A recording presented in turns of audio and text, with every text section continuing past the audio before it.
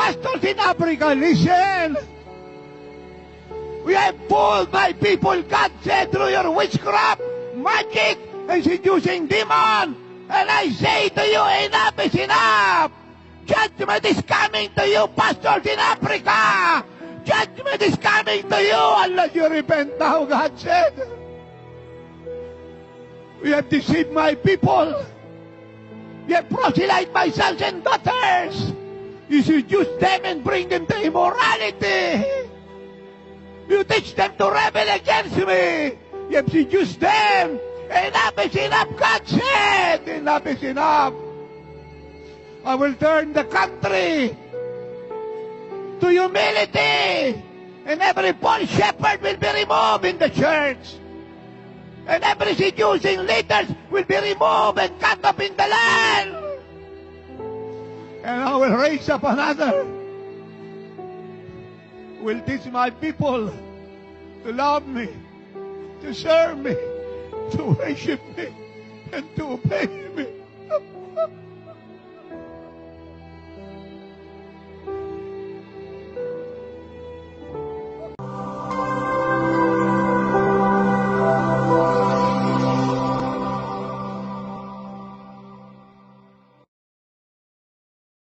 Attention, attention.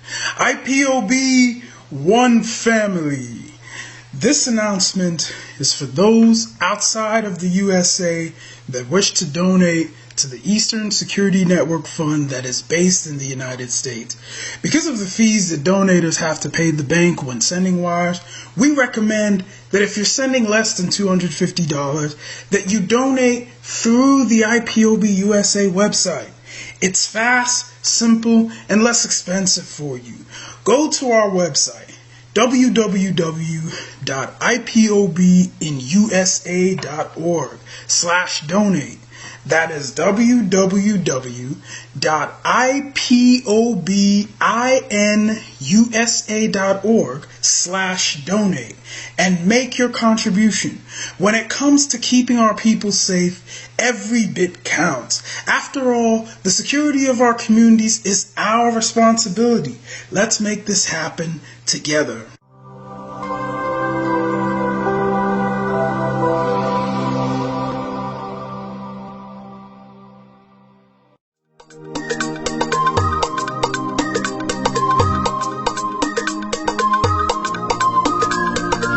Yeah, Mr. Bella once again. Wisdom, feel it, come on. Yeah. Say Biafra will not last forever.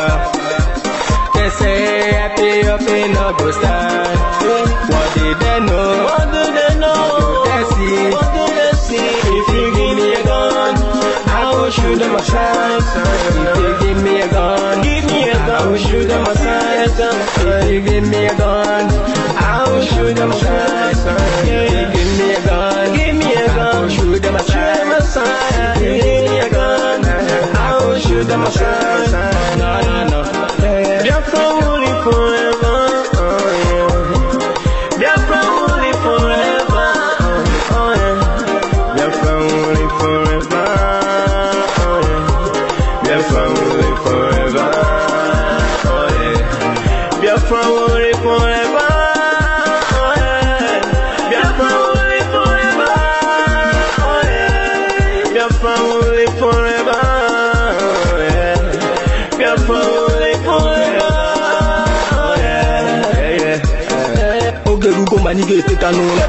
The lovers of Biafra.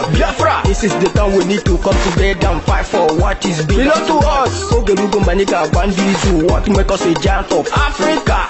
Adam Pochinti na Fesugo Mbogeru Nisina Nyama Kweno. Hello Lisa Binigwe out of his wisdom, giving us somebody like Nnamdi Kanu for this our rescue mission. Biafra will not last forever. They say happy up in no go stand. What do they know? What do they know? What do they see? What do they see? If you give me a gun, I go shoot them aside. If you give me a gun, I go shoot them aside. If you give me a gun, I go shoot them aside. If you give me a gun, I go shoot them aside. If you give me a gun, I go shoot them aside. Oh no.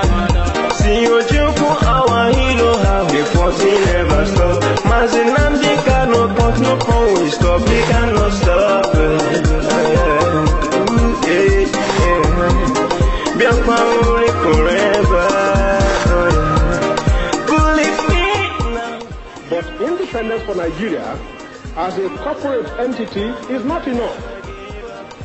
The peoples of Nigeria must at the same time be guaranteed their freedom.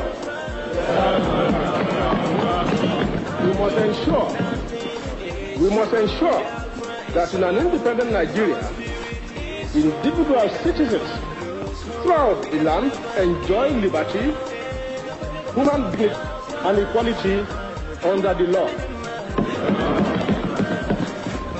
There must be one Nigeria with one constitution and one law for all. Let us therefore, Mr. Chairman, sir, close our ears to the Council of Despair, which says that we cannot here at this conference agree on a constitution.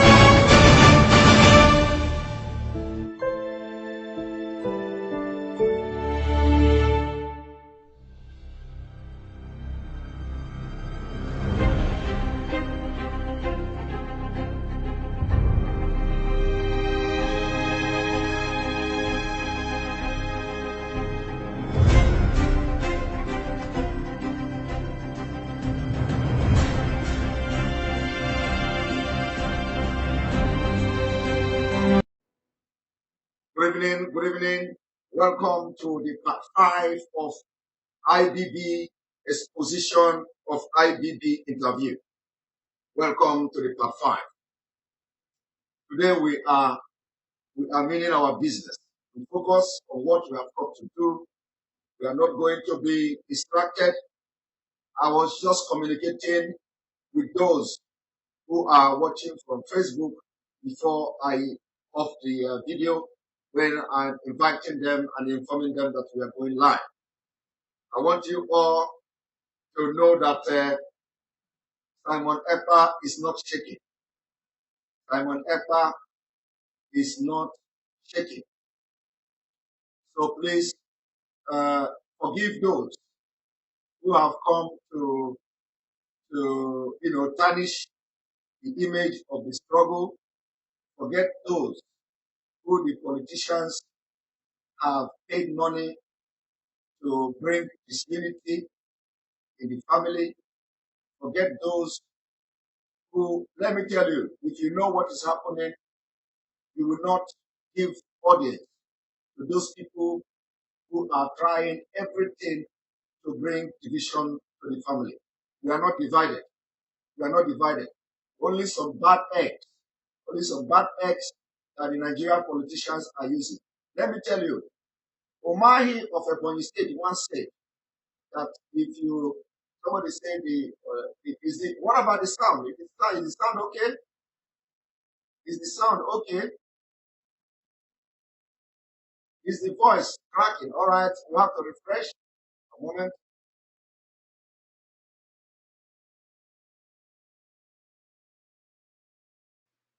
All right, we are back.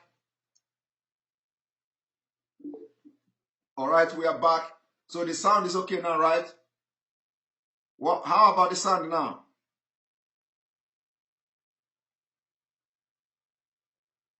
The sound is okay. Please, I want you all to just don't worry about what you see flying all over social media. I'm not going to address it. I'm not going to address it at all. I'm not going to make comment on that. But let me tell you, Nigeria government has paid so much money to people who don't like freedom and who like money more than anything to come and cause confusion. We must not allow them to win. Our leader will be disappointed if he knows of what is going on. So we must not give them the opportunity to succeed. We must show superiority. We must show that we are more learned. We must show that we are more civilized. We must show that we are matured. We must show that we are people who are fighting for freedom. We must show that we must show that we are those who are resolute and ready and resilient. Let us not allow anybody, let us not allow any small group to sow seed of discord. Do not fight them. Do not argue with them. Do not share what they are sharing, because the more you share it, the more they are winning, or of course they will never win. But the more you share it is the more they are making noise. They are thinking that they are winning the war or the division of IPOB family worldwide. Let me tell you one story. Omahi of Ebonyi State once said that before you jump from PDP to APC, he is already there. Omahi of Ebonyi State once said that if you jump from PDP to APC, he will go there and sponsor crisis. He will go there and sponsor crisis. Have you all watched the video? That he will go to APC and sponsor crisis in APC. And when he sponsors crisis in APC, as APC will be fighting the crisis that somebody outside is being sponsored, the PDP will be somewhere winning the election. So why I am making this comment, why I'm even talking about this, is that I want to let our people to be very conscious of what is happening. You know, it is not the people that are doing this are not with us. At the same time, they are with us. So Omahi, I want everybody to go and watch that Omahi's video. Omahi said, if you jump from PDP to APC during the campaign, that before you go there, before you jump to APC, you will go there and sponsor crisis. You see? And so what you see today is crisis being sponsored by people like Omahi. So we know their tricks. It is only those who are fighting, who don't know what is happening, that will be falling the victim. And if you doubt me, before the end of this program, I will see how I will bring the video of Omahi so that you know what is happening. So please, let us not give them the opportunity to destroy the powerful and formidable movement of our leader, and it can never come from me. It can never come from me. If it is about me, I want you to go and sleep. I want you to go and sleep. Go and start snoring. Don't worry. I am ready for this task. One thing I want to tell you today is that the letter you see that are flying up and down, please, forgive them. Forgive them. I will tell you now that the signature, the person that owns the signature you see on that memo cannot read and write. The person cannot read and write. So he don't know the content. He don't know the content of what he signed. So forgive him. He don't know the content of what he signed. If you think I am lying, challenge the person to come live on video and read the memo live, not on video, not recorded video. Let him come live and read the memo and read it to you as a press conference or press briefing. He cannot. So please forgive him. He don't know the content of what he was given to sign. So I am begging on his behalf to please forgive him. If you look at that memo you will see that there are three names there. So one person did not sign. People should ask question, why didn't one person sign it? So please, and I'm not going to address this thing. You have three names there who did, and the two persons signed it, and one person did not sign. So please forgive him. This is as a result of a politician in Nigeria who pump money to disorganize IPOB.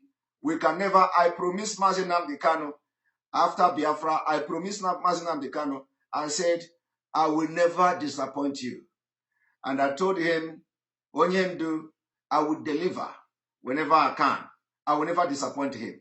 So if the disorganization or disrupting or causing disaffection can never come from me. I'm not addressing it. somebody say I am addressing it. No. I am not addressing it, because if I go to address it, a lot of you will turn against them. So I don't want to address it. I don't want to address it. Even those who don't understand, if I address it, you will turn against them. What am I going to gain?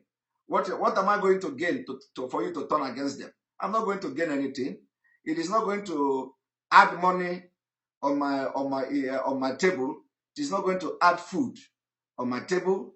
It is not going to make me add a word in my name to become Simon N. Ekpa or Simon N. Ekpanen. So if I do anything that will make you people to open your eyes and see things differently, what am I going to gain? I'm not going to gain anything. I'm not going to gain anything.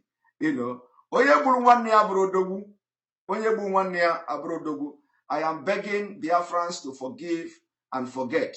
Let us move forward. Let us move forward. A lot of you have made a lot of comments on social media. You have defended me, which is natural, and it is nature that what you do, and I really appreciate those who defended me, who come to reason, who have given superior argument, out there. So I have nothing else to say, but what I'm begging you is to forgive and forget. What is happening is from politicians in Nigeria. They just sponsor some people to come, and they believe that Simon Ekpa will do this and Simon Ekpa will do that. If opportunity is, if they allow him to rest, if they allow him to continue with what he's doing, he's going to do this and going to do that. So please, they are not going to distract us. Even if they kick Simon Ekpa out, which they will never do,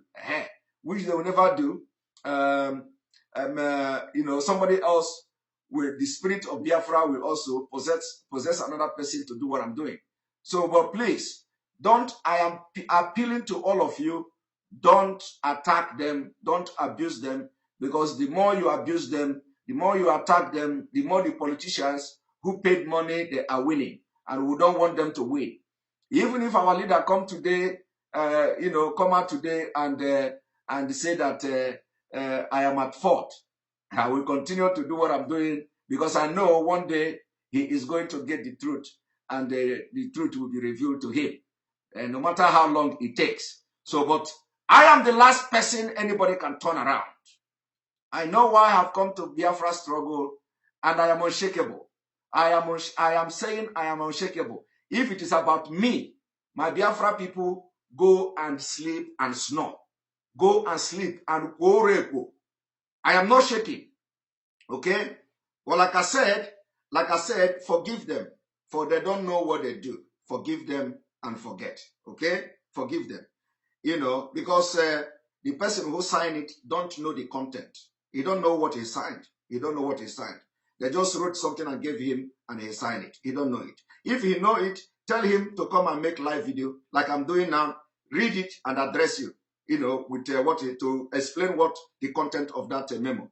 That is to show you that he don't know what he signed. So please forgive him. Forgive him. And as time goes on, people will understand. I beg people to stop attacking me. The more you attack me, the more you are turning Biafrans against you. I have not done anything wrong. My hands very clean. I did not, and I can never turn against, first of all, Onyendu.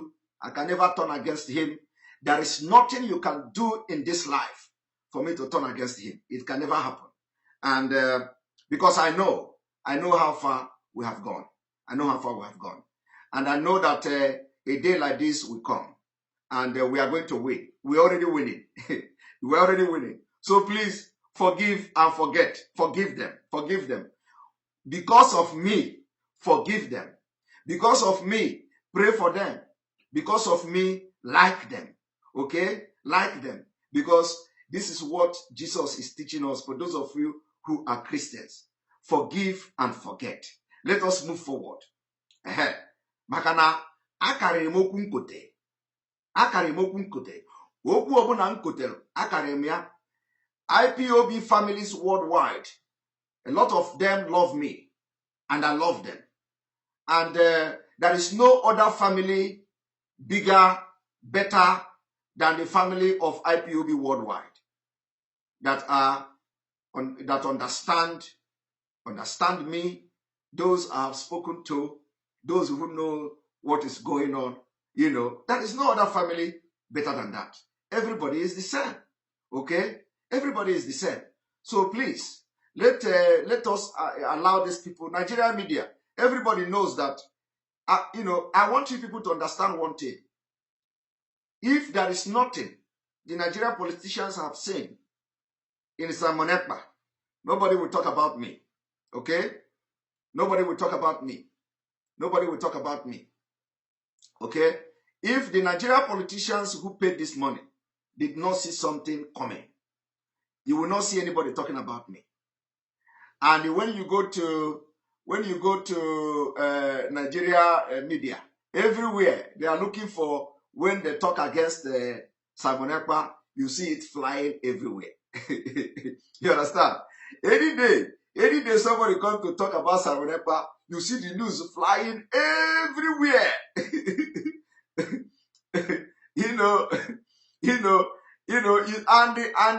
And the thing now is that a lot of people are liking me.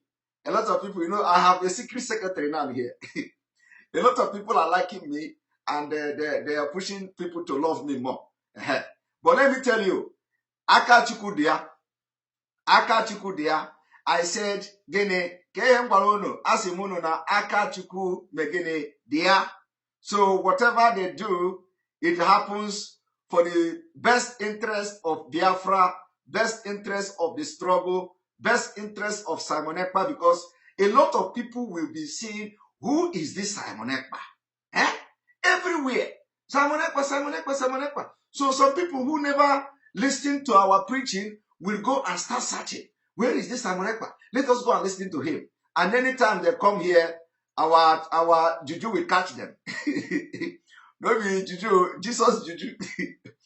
Our Jesus juju will catch them. Okay? Immediately they go to search all those one Nigerians. They will, everywhere now is Simon Ekpa, Simon Ekpa, Simon Ekpa. And when they go to YouTube, when they go to Facebook to search Simon Ekpa, immediately they see Simon Ekpa video. They say, I want to listen to this guy. Piam! Juju of Jesus will catch you.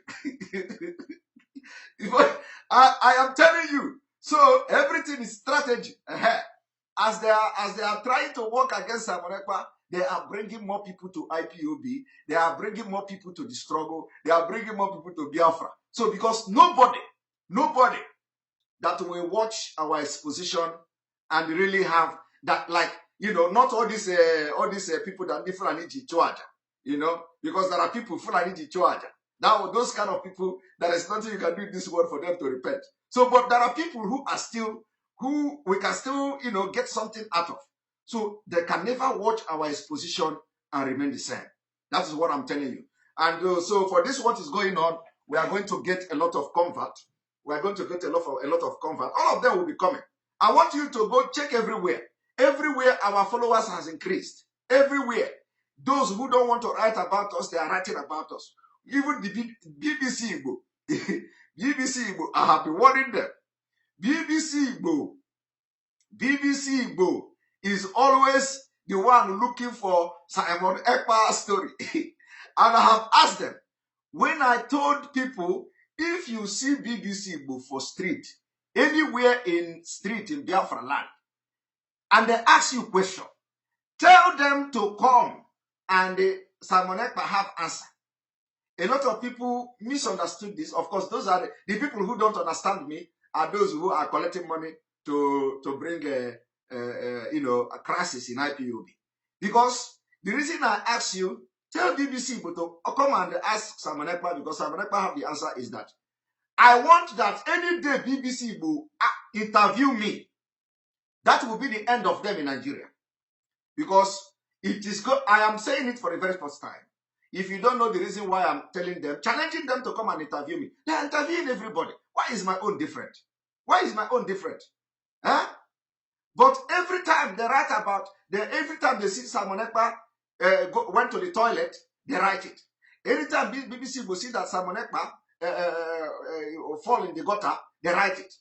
But I am still alive. I am still alive. And BBC knows my email. They have approached me in my email before. So why are they running away from me? Why are they running away? I am a Igbo. And any day they are going to interview me, I am a Igbo, completely Igbo. So why are they running away from me? You know, let them come and interview me so that after that, Nigeria government will place sanction on them. Because that is what I am looking for. Okay? And believe me, our leader doesn't do mistake. You know, Mazi Nnamdi Kanu is a great man. He's a great man, and he saw what is happening now. Mazi Nnamdi Kanu told me, Simon Ekpa, don't ever allow the devil to enter you. Don't ever allow the devil to enter you. What people don't understand is that the struggle is more than spiritual. It is more than spiritual. Because what they are trying to do is to cast the devil inside me. The devil inside me. And believe me, they have casted devil inside a lot of people who have come to help this struggle one way or the other. And the devil possessed them. So when Mazi Nnamdi Kanu told me, Simon Ekpa, don't ever allow the devil to enter you. It is only somebody who have spiritual understanding that will know what kind of devil Mazi Nnamdi Kanu was referring to. Okay? This is the devil. Because the devil is now almost 1,000. You know, the devil in the family. They are everywhere running for how to enter Simon Ekpa's body. They run. They come. I gave them uppercut. Back. He didn't. That one is not enough. I think I did not punch them. I think I did not punch them very well the last time. So because if I had given them a very big uppercut, maybe remove their teeth, maybe remove the devil's teeth, they will not go and reinforce. Because now the devil went and reinforced. And let me tell you, this is the final battle of the devil. And they have failed again. They have failed again. The household devil, they have failed again. So we are not going to. I am saying this because it is the uppercut I am indirectly giving them now. I'm giving them the uppercut because my body is locked with key. Akochirumia ochi, jide key, no yanafo. So before you get the access to this heart, you are going to operate me by surgery. Remove the key from my stomach and open my heart for the devil to come in. It is not possible. It is not possible. So even if Mazi Nnamdi Kanu today, come out today to do something contrary, I will still wait because I know that truth can never be hidden. One day, the truth will come out. That is me. I believe in Biafra and I know Biafra is coming. That is why I joined this struggle.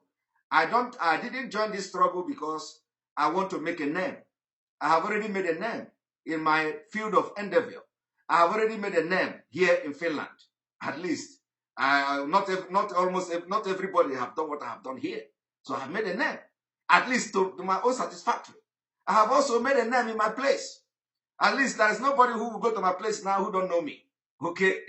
So, I don't know the name I'm going to make again. What am I getting with the name? And if I want to join Nigeria politics in those days, I could have joined Nigeria politics and I could have done well. I could have joined the criminals and I would do well. The reason why I joined Biafra struggle is because I know that the Biafra is coming and I know I don't do something that doesn't work. So that is why when you see me coming live every day, when you see me coming live every day, 4 times, 3 times, is because I want to offer everything I have to make sure that I will beat my chest and say, Simon Ekpa, you have tried. That is me. Anything that I'm doing, I want to do my best. And let me tell you, my best is yet to come. I am promising my best is yet to come. You are going to see my best very soon. You will see my best because this is only on media. And let me tell you, I have never been in media before, a media person. I have never I didn't read journalism. I did not go to school to study journalism. I didn't even know all these things, that I'm doing now. But let me tell you, because I want to do something for Biafra, I came to this media because I know one of the reasons why we failed in Biafra war was because there is no awareness, was because there is no media. We failed within Nigeria, within Biafra, and then also we failed in international community. How did we fail within Nigeria? How did we fail within Biafra? We failed within Biafra because there were not enough awareness for our people in the riverine area. If you can agree with me, you will understand that had it been that the Biafra in 1967 have the opportunity that we have now to make sure that we have enough sensitization of our people from the riverine area, we will not have this problem. We will not have this problem. So, because by the time Nigeria must have declared war against Biafra, by then all our riverine area that Fulani went and deceived, that Igbos are dominating them and all that, we will not have this problem. But because there is no sensitization, there is no sensitization anywhere. So we cannot do that same mistake again. So before I join this struggle, I understand the importance of media. So I pray to God. I say, God, possess me with the power to destroy Nigeria with media. And God gave me that power. And you can see it today. If I come here, once I sit on this chair, once I sit, if I sit here, if I sit on this chair, you will see what I'm saying. I don't even know. I don't even know what I'm saying. But anyway, so we have come this evening to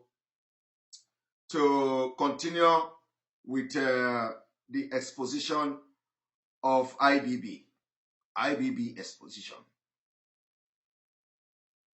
And we're going to continue from where we stopped yesterday. Remember what is coming.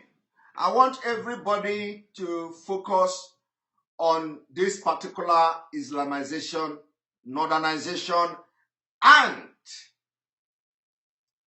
and one moment, somebody, I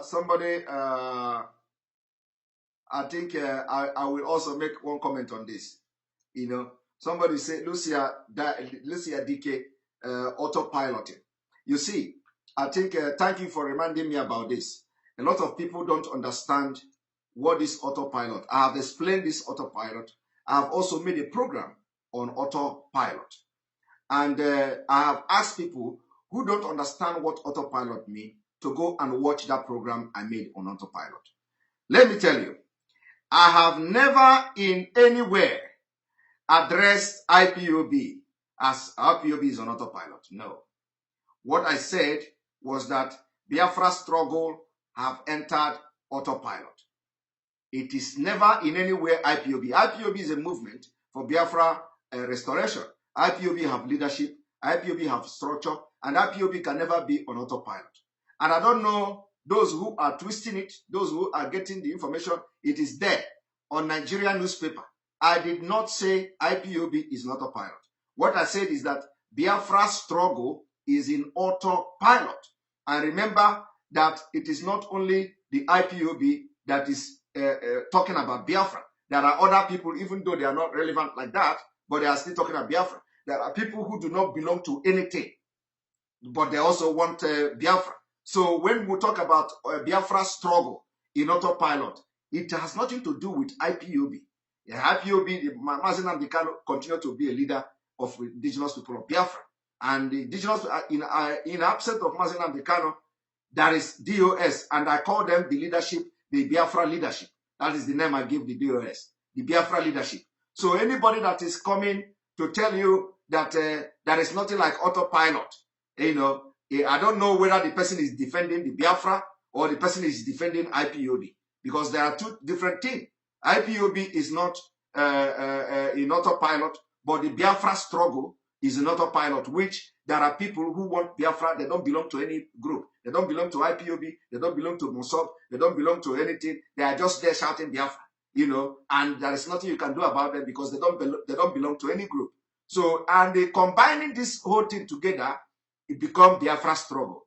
Okay? So anybody who tells you that there is nothing like autopilot, we need to ask the person, are you defending IPOB, which we are not talking about, or are you defending the Biafra people, which comprises of Mossad, comprises of everybody, comprises of those women that are, comprises of those who don't even believe in the movement of anything. So we have to understand, because I say, akowa, so I believe that I have been able to, for those who have been looking for those Umahi and all the governors has paid to sponsoring crisis in IPOB. You can now understand that you can now understand that the autopilot does not have anything with the IPOB. Rather, it is the Biafra struggle. So people should be able to understand the difference between Biafra struggle and IPOB. IPOB have leadership, and the leadership of IPOB is unshakable. Okay? Only that the governors and some politicians are using some misinformed people to now cause disaffection. I have people who support me, who know I have done nothing wrong, you know, and people who slander my name, they can continue to slander my name. I will not respond, and I will not address anything. Every accusation they give me, I accept. In fact, I accept everything. You win. I declare you winner. Can peace reign now? I declare you winner. You win everything. I give you what is the highest grade? I give you all the highest grade. You won this battle. You have defeated Simon Ekpa. Can we now move forward, my people? Let us focus on Nigeria. Let us focus on destroying Nigeria. That is my own priority here. I want to make sure that by the time our leader is out or transferred to work from the place where he is now to prison, where he can have communication, he will hear what I am doing and he's going to be proud of me. So that is my own target now, is how to make Mazi Nnamdi Kanu proud of me. I don't know how you are doing that on your own. I don't know whether you have the same challenge, you know, to make Mazi Nnamdi Kanu proud of you. I don't know. So I am challenging everybody to do something that will make Mazi Nnamdi Kanu proud of you. So check yourself. What you are doing today, is it going to make our leader proud of you? Check yourself. What you are doing today, is our leader, when our leader hear of your actions, is he going to say, yes, that is the people are left behind? I want you to check yourself today. If our leader hear your actions, what you have done, is he going to be happy? Is he going to say, I know you people will never disappoint me. I know you people did well. Is he going to say that? I want everybody to have this in at the back of your mind. Even when you think that you are chasing shadow, you know, out of unforeseen circumstances or out of unforeseen fear that only you know. I want you to ask yourself this question. What I am doing today in this struggle, will Mazi Nnamdi Kanu be proud of me if he hear? It's a challenge I'm giving you. And I want everybody to meditate on this particular thing. If Mazi Nnamdi Kanu going to be proud of what you do, how you handle issues, how you handle this crisis, if there is any, how you handle the misinformation, how you handle your office, how you handle your position. How is he going to be happy? Or are you people thinking that Mazi Nnamdi Kanu will never see the light of the day? If that is what you are thinking, you are wrong. Are you thinking that Mazi Nnamdi Kanu will never be released? If that is what you are thinking, it is wrong. Are you going to think that Mazi Nnamdi Kanu will never come out where he will be communicating with people freely? If that is what you are thinking, it is wrong. One day, Mazi Nnamdi Kanu will come out and he's going to hear everything. How you treated Simon Ekpa for doing nothing. He's going to hear everything. How you slandered Simon Ekpa for nothing. He's going to hear everything. How you tried to push Simon Ekpa to the wall. And he pushed him to the wall and he didn't push back. He's going to hear all the things you have done. He's going to hear how you chase all the demons to possess Simon Ekpa. Simon Ekpa locked his heart and didn't allow the spirit, the evil spirit, to enter him. He's going to hear all these things. And even if from the beginning you went and tell lies to Mazi Nnamdi Kanu, I will not shake, because I know lies doesn't last forever. One day he is also going to know the truth. And when the truth comes, I will be the person that will laugh last. And they say, it is not those who laugh first, but those who laugh last. So now you can enjoy yourself, enjoy the way you hurt Simon Ekpa, enjoy the way you slander Simon Ekpa, enjoy the way you lie against Simon Ekpa, enjoy everything you do to push Simon Ekpa to the public and disgrace him. You can never disgrace me, because before I joined this struggle, God created me and molded me. If you know, if I tell you the experience I have in this life, you cannot believe me. So my experience in this life is not because I was coming to do this. It's because God knows that this day is coming and I will find myself in this particular situation. Not everybody will take what you have done. Not everybody will take it. If it is people that are not spiritually prepared, by now they will be singing like bird everywhere. BBC, come. I have story. Vanguard, come. CNN, come. Oh, these people have tried me. I must share my own side of the story. I must do this, I must do that. And let me tell you, if I am doing something, I am living example. Let me tell you, some people who will tell me to promote, to start the program or change the topic. No, I will spend 1 hour. I have more 15 minutes to talk about this because this is very important. Let me tell you, when other people left and start castigating Mazi Nnamdi Kanu, everybody, those who followed me know what I did that time. The one they call Iroanya and all that. Where are they today? Where are they? You don't come and start castigating people. If you don't have the liver, you go aside. If you don't have the heart, you go your side. Not when something happens, you will come here and start singing like a bird. I was this. I was the one who did this one. All these people are fake. All these people are scammers. IPOB is this, IPOB is that. No.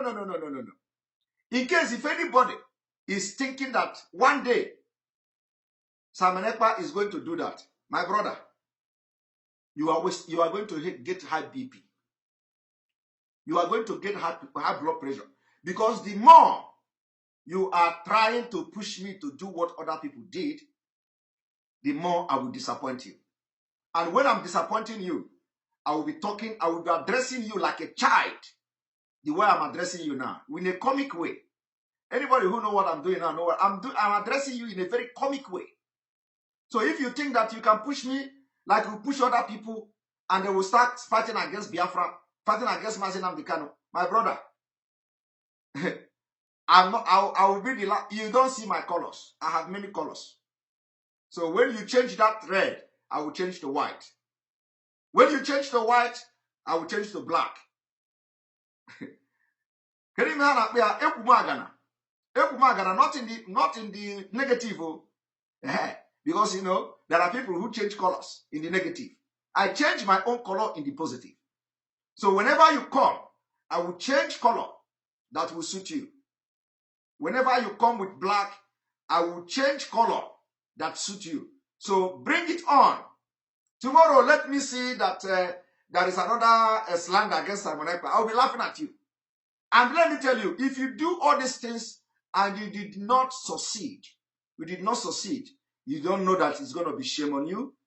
And let me tell you, the truth of the matter, whatever somebody have told you, the truth will be coming out. One after the other. One day, you are going to know the truth. And you are going to know that you have done wrong to Simon Ekpa. You are going to know that the information somebody gave you about Simon Ekpa is not right. You are going to know that the things some people lied to you about Simon Ekpa is not right. One day, you are going to know that you have been working against Simon Ekpa with a very wrong information. One day, you are going to understand that this guy you are blackmailing now have done nothing wrong. One day, you are going to know that you have wasted your energy fighting somebody that didn't fight you. One day, you are going to know that those people you are listening to have misled you. And before you realize that, you have gone deep. You have gone deep into making a lot of mistakes. That it may be very difficult for you to reverse. That is why I say, don't allow Biafrans to turn against you. Biafrans are people that are very wise. They are very difficult to lead. And this is one of the reasons I doff my heart for Mazi Nnamdi Kanu. This is one of the reasons I respect Mazi Nnamdi Kanu so much. Apart from the fact that what he has done or what he's doing, the reason why the reason why people don't know where the disciple is, I am very proud to be the disciple of Mazi Nnamdi Kanu. And nobody should come and fight me for that. Because that one, I will bring my teeth and muzzle. I will bring my teeth. If you fight me for this disciple, say, I will not use disciple, I will fight you with my muzzle and my teeth. So that is a no-go area. Aromuna asom pali, jirini asom, jirini nke disciple asom. You cannot take other things and fight against disciple again. Aromuna asom pali, jirini disciple som. I am very proud of the disciple of Mazi Nnamdi Kanu, and I will defend it anywhere, any day. So if Mazi Nnamdi Kanu is going down today, I will stand. I will stand for him. So it doesn't matter how many years you have known him. It doesn't matter how many years you have worked with him. Mazi Nnamdi Kanu never complained about me using the disciple of Mazi Nnamdi Kanu. So leave that one for me, because I will use my muzzle to fight you with that one.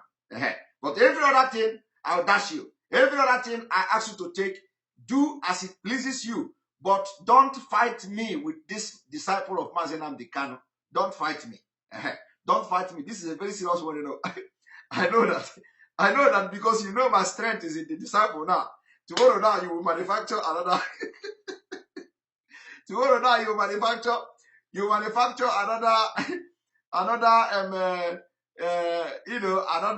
another something. You see? So I must appreciate the fact that some of you are praying and wishing me well. Some people don't like that you are praising me. No praise can change me. I am an adult. I'm an adult person, and I know that God will have always directed me in what I do. When I come this evening, I never even I don't want to talk about even anything at all. I wanted to come and do this program and disappear. But each time I sit on this seat, I cannot disobey. You understand? Once I sit here, I cannot disobey. And apart from that, that's how autopilot came, I cannot disobey. I said it. And I said it very, very long time ago. And so I don't know what is autopilot, but now I have been explaining it. And I believe that you people can understand it now. It is not, even when the message came to me, I did not say IPOB. IPOB can never be autopilot. But I say Biafra struggle. And they are two different things. All right. We have 7 minutes more before I start the program. But I think I can start because I have said a lot. So please, disregard all these people. Let us move forward. Any place you see where they are sharing all those nonsense, please don't share it. Don't share it because you are promoting them. And I want to use this particular opportunity to thank everybody. Because Biafrans, you people know, any day I go, I deviate. Any day I begin to do something that is contrary to the freedom of Biafra, please, attack me, call my attention, call my attention. Any day you see that I begin to deviate something that will benefit the Biafra struggle, call my attention, call my attention, call my attention. I stand to gain anything that will bring. Let me tell you, some of us have 7 minutes. Some of us, somebody like me now, I can't go to Nigeria. Okay?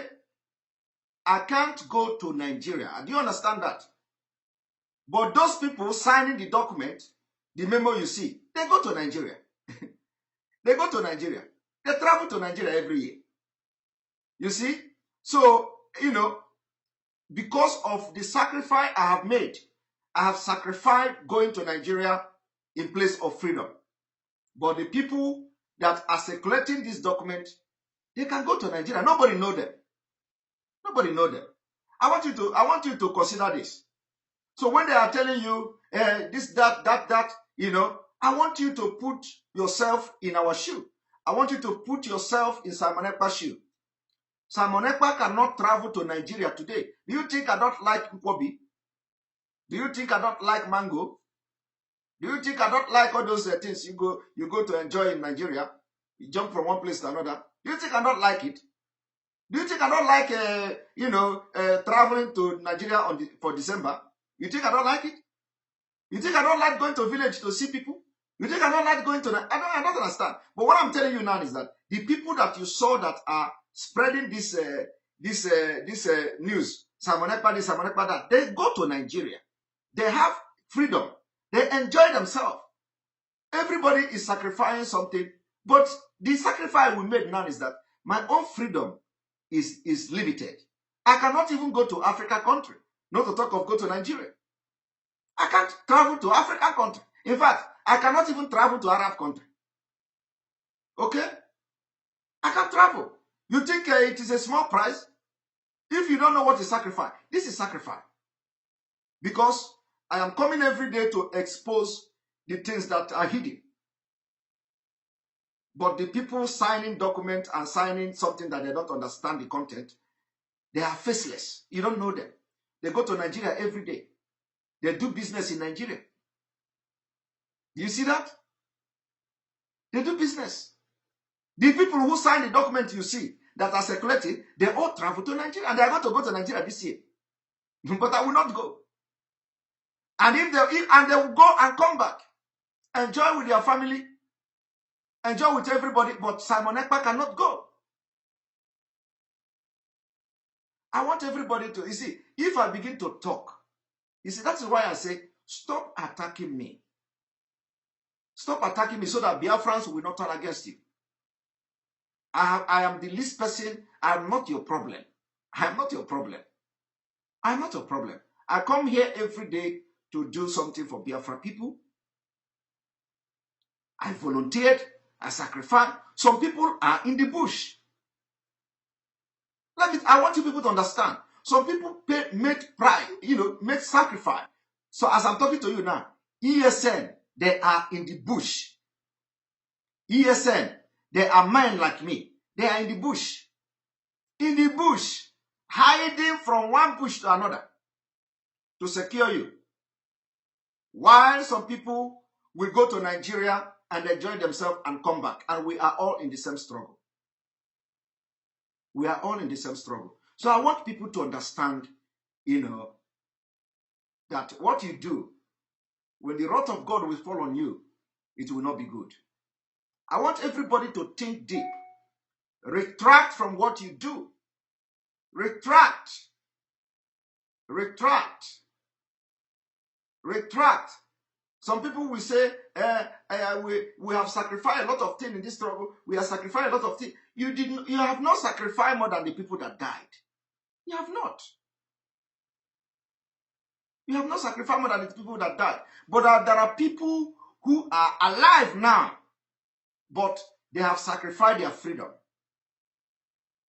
Freedom of movement. Freedom of movement is a shrine in international law. But some people have sacrificed that freedom of movement. You that is shouting about Simon Ekpa, you have not sacrificed your freedom of movement. Because you go to Nigeria every year. You send cars to Nigeria, you do business in Nigeria. Simon Ekpa cannot do that. Do you know what it means? Do you know that as I am now, I can't go to Nigeria until Biafra come? Are you aware of that? Can you make such sacrifice? Before you make such sacrifice, you have to calculate. It means that you are out for this freedom. You are out for this freedom. Not somebody, come and you'll be making phone call from Finland. You call this one, you call that one, you call that one, you call that one. What I'm doing, you cannot do it. You cannot do it. You can't come here like this and address people and whistle for IPOB. You cannot come here and address people and whistle for the Biafra movement. You can't do it. You can't show your face in anything. You cannot come here and condemn Nigerian government openly. You can't. So why would people want to say Simon Ekpa do this, Simon Ekpa do that, Simon Ekpa this, Simon Ekpa that, Simon Ekpa this? But I have sacrificed my freedom to travel to Nigeria. I have sacrificed my freedom to go to Africa. I sacrifice my time, I sacrifice my sleep every day because I want to make sure that we sustain the momentum of this struggle. How Mazi Nnamdi Kanu left it. And that is why whenever we write something, the news media will carry it. That was what Mazi Nnamdi Kanu was doing. And that was what Mazi Nnamdi Kanu wants me to be doing. And I'm doing it. So what is your problem? What is your problem? What is your problem? Anybody that is telling you that Simon Ekpa did not do that, tell the person to do the sacrifice Simon Ekpa have done. And I've just given you one example of the sacrifice. One example of the sacrifice is that I cannot travel to any African country. Not to talk of traveling to Nigeria. That is the sacrifice I've done. So how many of you can do it? Of course, not you. I know you people, a lot of people have done, but those people who are signing documents, who don't know the content of the document they are signing, how many of them can sacrifice their freedom of movement? How many? You see, so please, I know that even if they are watching me now, they will be very disappointed because they have never thought along this line of argument I am presenting this evening. You see, they will never think deep like this.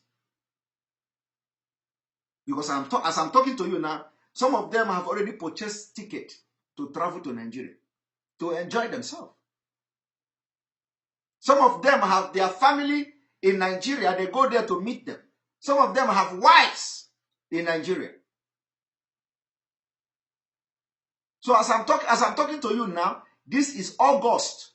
They have purchased ticket to travel to Nigeria, and they will go to Nigeria. Nobody know them. They will enjoy themselves, go to village, carry motor everywhere. Hey, my brother have come back. Oh, everybody. They will go to village and do big boy.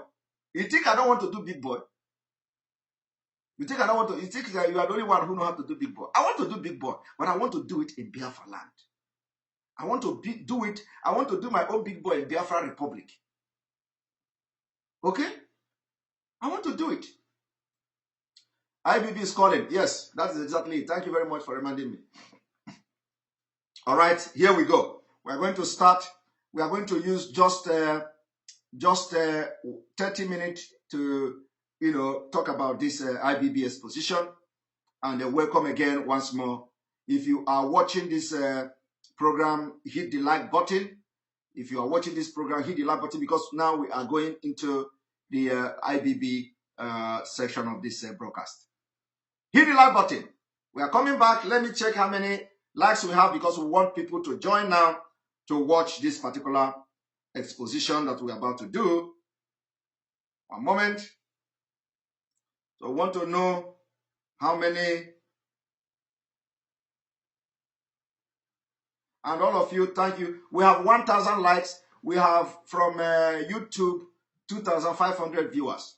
So we want you to hit at least 1,500 likes if you are watching now so that to attract other people. So out of these 2,500 viewers from YouTube alone, we want to see at least 1,500 likes. And so we are going to have a break. One moment.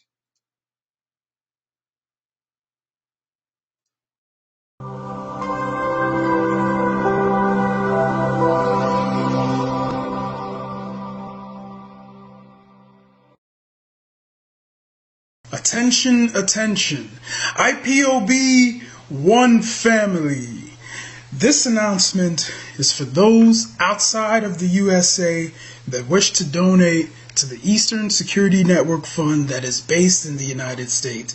Because of the fees that donators have to pay the bank when sending wires, we recommend that if you're sending less than $250, that you donate through the IPOB USA website.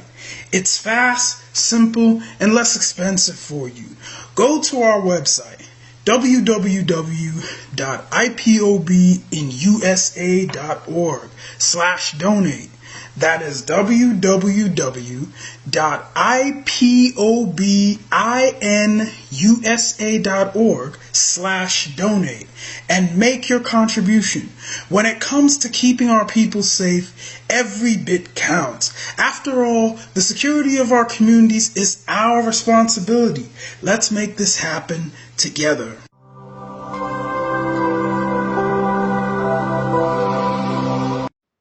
All right, welcome back. And then now we have 1,300 likes already, so try to make it 1,005 so that it will appear on other people's feed. Now we are going to the IBB. The exposition on IBB continues.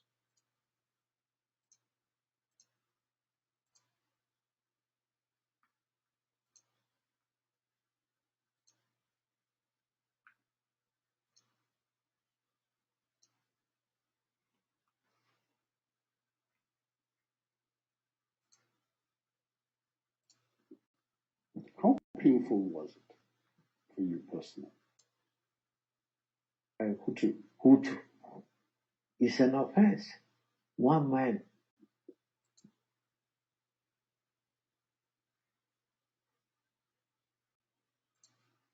Brain of one man. Because when people mention examples of societies or countries that are on the path to very major development, Rwanda is usually the first or the second example they give on the African continent. Absolutely. And this is the effort and the initiative of one person. Which takes me back to the strongman thing that I mentioned earlier, Your Excellency. Yeah, but the people gave him the mandate. Yes, he does win elections. He conducts elections. And he sold this idea of being Rwandese to the people. They said, yes, this is the right thing to do. I argued earlier that because we fought a civil war in this country, in the process, people died. You could say over 1 million on both sides. Why did they fight? Why did they die? Why did they lose their hands? Why did they lose their feet? Why did they lose their eyes? Because they want to keep this country together. Maybe we need a law that will talk about Nigeria as a one nation. So anybody who thinks otherwise is out of step. The elephant in the room usually, whenever anybody talks, He breaks the glasses, right? talks about or talks to you, is this issue of Juntua. And I want to give a little background in the sense that in the lead up to Juntua, two parties were created. Nigerians bought into it. Option A4 was adopted. Nigerians bought into it. Two persons emerged from a process to be candidates. Nigerians bought. You asked them. You stood against the attempt to prevent them from voting at that time. So they were able to vote. All those who spoke about it said it was good. Because the ordinary man likes it. He wants to know who is going to lead him. He wants to know who is going to represent him. And if I want to be elected, I have to present myself to you to say, look, this is what you need. I come represent you to get this because I have done A, B, C, D, either for the society or for any other organization, your professional bodies and the rest of them. And I'm glad they liked it. But what we did was simple. We said we wanted to know why elections results for a very long time in the history of this country were always doubted, were not acceptable. We set up a research, we set a committee, they did a research on why elections fail in this country. And these are some of the reasons we discovered as a result of the body we have set, which helps the country. But the elite will tell you that if you do that, it is no longer secret ballot. So secret, nobody should see who is voting or who is queuing and so on. That is the way they killed it. But General, how tough was it for you when you put all that on the line? And yet you then had to take the decision to cancel. I think when you realize that decisions have to be made or decisions have to be taken, it may not be the right decision. It could be a wrong decision. But as I told you earlier, that it's always better to take a decision, even if it is a wrong decision. A decision should be taken, which one, as a leader, you consider is the best interest of the people. The rest you leave it for history. Because there is something that history will look at and say, okay, he has a basis for taking that decision. I would rather be adjudged that I have a basis for taking all the decisions I have than not taking decisions that goes contrary to my own decision. How painful was it for you personally, having put everything on the line? It was painful, but as a human being, when you realize that at any rate, time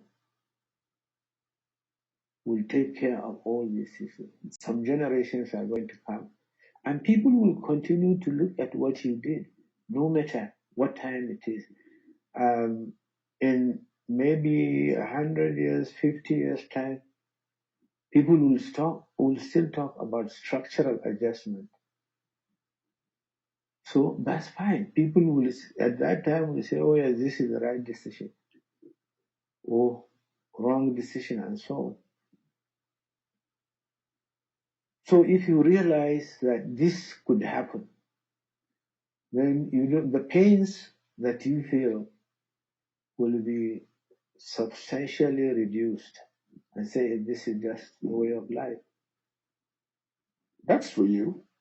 But for those who still feel pain 28 years down the line, today, you're at 80, what would you say to them to possibly assuage some of that pain that you felt? Maybe I try to find out more about them individually, why they should think that way. But do you think that by now we still ought to be discussing June 12? My straight answer to you is no. We should live above that now. Perhaps what people are looking for is some form of closure. So, General, maybe you could use this opportunity to explain what it was that led you to take that decision? And I know what you and the media are going to put across. Kuljettajien pakolliset ammatit.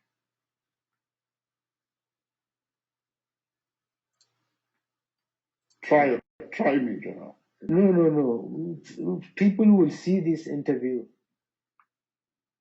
and people will come out with an opinion about the interview.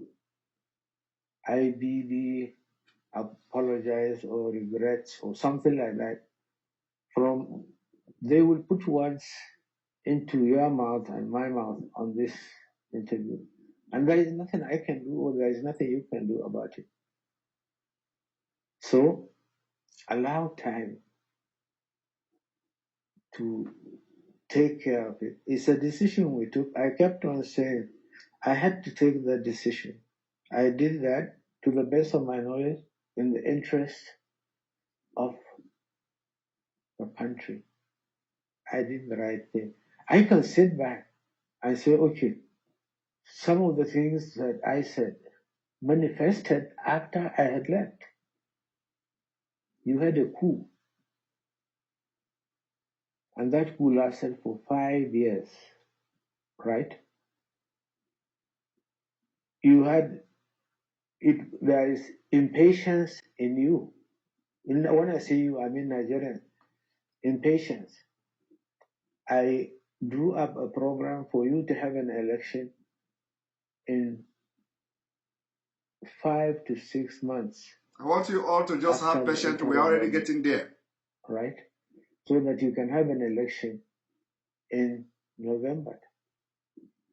We agreed that the same candidates can go back to the people to say that, to seek their mandate to run. But again, the same people, I didn't bring anybody from Mina. I didn't bring anybody from Niger State or something like that. The same people could have run. This was agreed even by the politicians, your so-called leaders at that time. But tyranny of the elite, they said, we are tired of election. Somebody said, okay, you are tired of election, I will give you time to rest. Took over the government and ran you for 5 good years. Maybe it could have been more, but for the providence of God did His wonders. So if I go and think about all this, I don't get pain at all. I accept it. This is the way of life for this country, and keep on praying that one day somebody will say, look, let's look at this thing more dispassionately on how these things.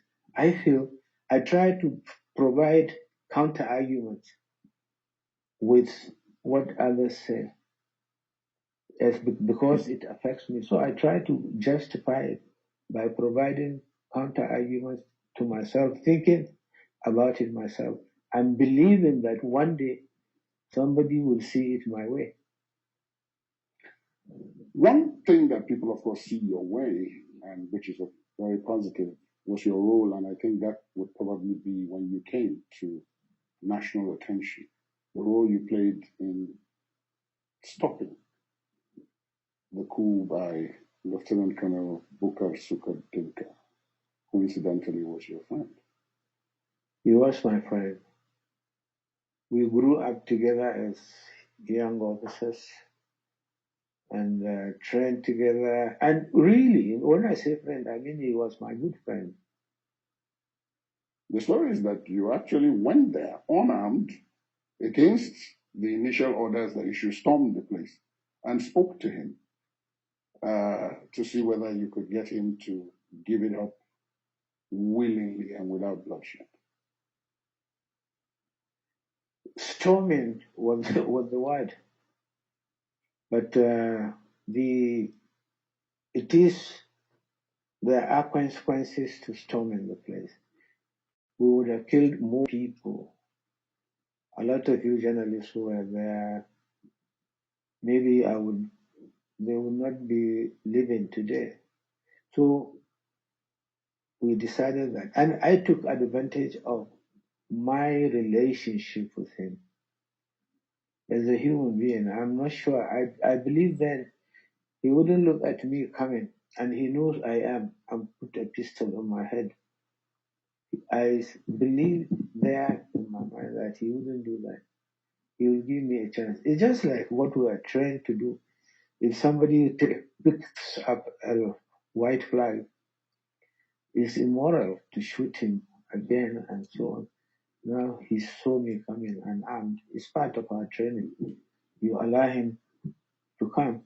Or if there is fight going on, you arrest him and put him aside until you finish what you want to do. I think he applied both his military training and both of us knew our military training that he wouldn't shoot an unarmed man. It was a risk, though. It was a risk. It has to be taken. Somebody has to take a risk. There were those who said you changed a little after that, but you changed profoundly after April 22, 1990. Changed to what? Personally, you became a lot more withdrawn because a lot of those who participated in that coup as well were your boys. Yeah, they were. That's a shocking thing, I must say, in life. A boy, somebody you knew, you trusted, and suddenly to find him. But how do I counter that? The same boys, there are some of them now that I can mention to you that really worked, and they still believed in what we did. But again, we were talking about elites. If you look at those who wanted to overthrow my government, the same thing you were talking about Gideon Oka, took some parts of Nigeria out and said they are no longer in Nigeria, and merged a lot of foolish things and call them this. So you begin to wonder, there is no tribalism or what, or religion or something, something that went against the belief of an ordinary Nigerian.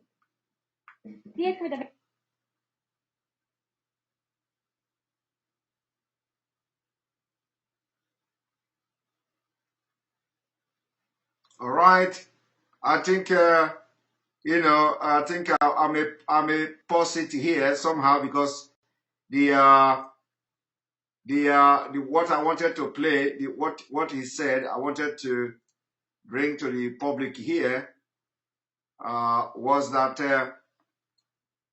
he annulled the June 12th election because of the unity of Nigeria. And so the question everybody should be asking is, if you have followed this exposition from the 1 to up to 4, this is the 5th, the part 5 of it, you will understand that IBB, first of all, stated that he was a product of a political process, which is the Northernization of Nigeria. He mentioned it, Northernization of Nigeria. And now, we have come to the point, where the Taliban has taken over Afghanistan. And we have also come to the point where the extremists, the Islamists, have also taken part of Nigeria. And remember that 12th state of Nigeria is already Islamic state, Sharia law. The 12th state of the northern Nigeria is already governed by Sharia law. Now, my point here this evening is that the Islamization of Nigeria is already in completion. Remember that the membership of the OIC requires that the state religion is an Islamic, is Islam.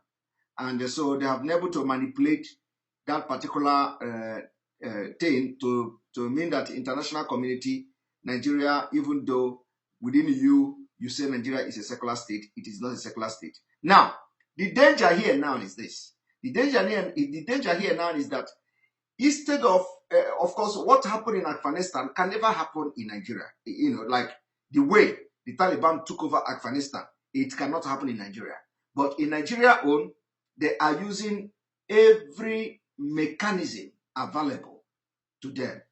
They have the institutionalized conquest mechanism. They have the militant wing of the conquest of Nigeria, and then they have the state actors. The state actor aided mechanism. Now, I'm going to explain this three different mechanisms that they are using in place of what the Taliban did in Afghanistan. And one is that the radicalization of Boko Haram is the militant stroke the state actors mechanism. How does this work? It works that they reach agreement with Boko Haram, which is now in this context the Taliban. They reach agreement with them. So instead, I remember that in Afghanistan there was also a talk that the Afghanistan government could accept, Taliban into the government. So this talk has been on, and then also there is also a talk that Taliban will also accept some of the government officials into the new government emirate of Afghanistan. So now in Nigeria own, it is almost the same pattern, but the Nigeria own is different somehow. So now what they do in Nigeria now is that they have been absorbing Boko Haram members, bandit, Taliban, ISWAP, all of them into the police, into the army. And as they are absorbing them into the army, they are, the people you see that every mistake, they shoot you in the south. Every provocation. And let me tell you, what you see that happened in Imo State, most of them are the members of Boko Haram, most of the soldiers, most of these police. An example of them is Abba Kaere. This Abba Kaere you see is an extremist. So Abba Kaere was used not only to create fear, but to also commit all manner of terror in the southeast and the southern Nigeria. And one thing I have to tell you is this. I have said it several times. You can't hear where Abba Kaere went to Kaduna to arrest and track all the bandits and all the. You cannot see that. You cannot see that. You cannot also see where Abba Kaere went to Borno State. He come from Borno State. I don't know whether some of you are aware of that. This Abba Kaere, he came from Borno State, where the Boko Haram are killing people, and the Benin Republic Juju. He could not use the Benin Republic Juju in Borno State against Boko Haram, because he believed that he have a Boko Haram Juju, and now somebody said that he has disappeared. You cannot see him now. The North, they have run behind him, because the job Abba Kaere was doing is to give him police uniform, give him rank, put him in a position where he will be overseeing everything, and then begin to unleash terror on the southern Nigeria. So, and his target, the job they gave to Abba Kaere is that to make sure that he bring every youth down, both those who are making money, and because at the end of the day they think that those rich ones now will use the money to sponsor Biafra breakup or sponsor Biafra war or something like that. So they don't want anybody to rise up from the southern Nigeria. And that was how they first of all made him the leader of the SARS in Lagos. He was the leader of the SARS in Lagos, and everybody know the crime, the heinous crime, war crime, genocide that this Abba Kaere committed as a leader of the SARS in Lagos. I don't need to tell you that.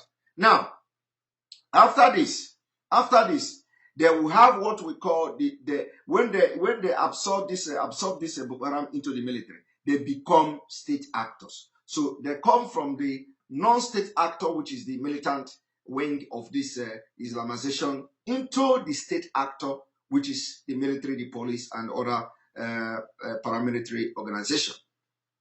And when they enter that place, they begin to unleash terror with their AK-47. They begin to make terror with AK-47. Chidi Agbo, I am going to block you. You are blocked. Chidi Agbo, you are blocked. Focus on, next time, if you find your way to this program, you focus on the thing I'm teaching. Don't come here and talk rubbish. So, when you look at the judiciary, you find out that they have also hijacked the judiciary. So they are in control. They are in control. And that's why our leader is now in their captivity. But Abba Kaire, they are bringing, although the judiciary, they say they have rejected application for, the rejected application filed by whoever the person is, to stop the extradition of Abba Kaire to the United States. Now we are not hearing anything. There is something I want to show you. One moment. I want everybody to watch this.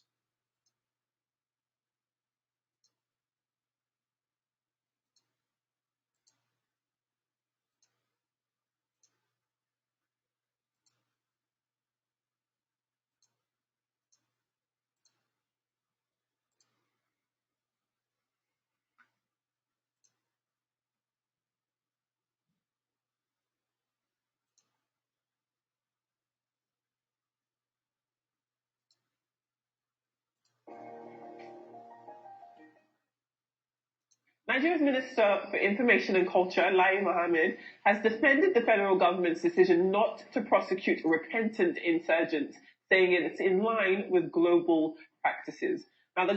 Now, the Minister of Information of Nigeria, Lai Mohammed, said that they will not prosecute repentant Boko Haram, that it is in line with global practices. I want to ask people, which global practices is Lai Mohammed talking about? Which global practices? Have you ever heard where America is, somebody come to say, I was the one who bombed, who killed the American soldiers and all that, and then you didn't see them. You didn't see them, or you see them saying, okay, we will not prosecute you again, you have surrendered. Can you? So which country does that? Which global practice? So, these are the things that it is not just to come to make comment. It is a global practice. Which global practice? Can he give example of a country that is doing it? Can Lai Mohammed give us example? Which country are they copying?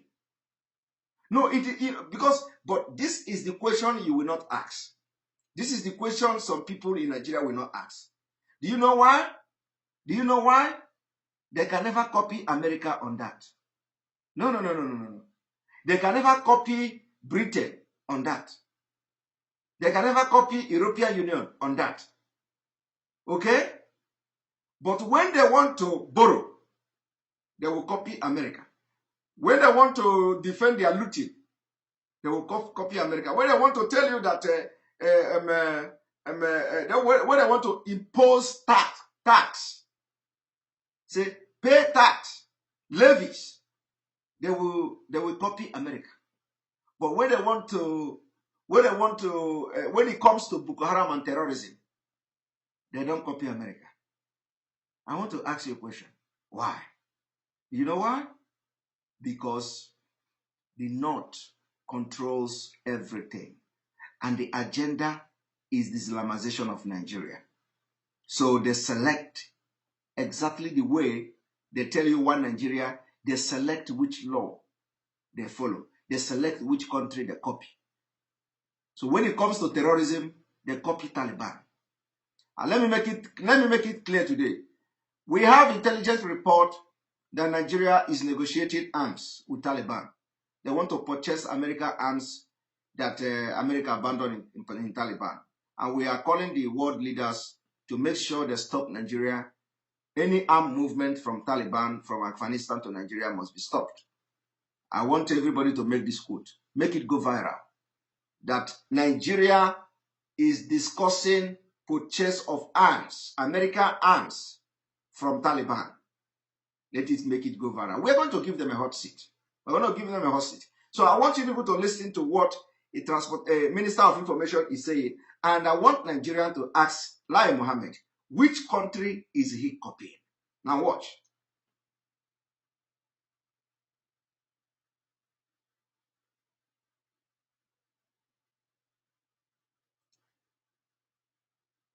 Government took this position following the mass surrender of Boko Haram insurgents, with some Nigerians kicking against the de-radicalization and the rehabilitation initiative for the insurgents.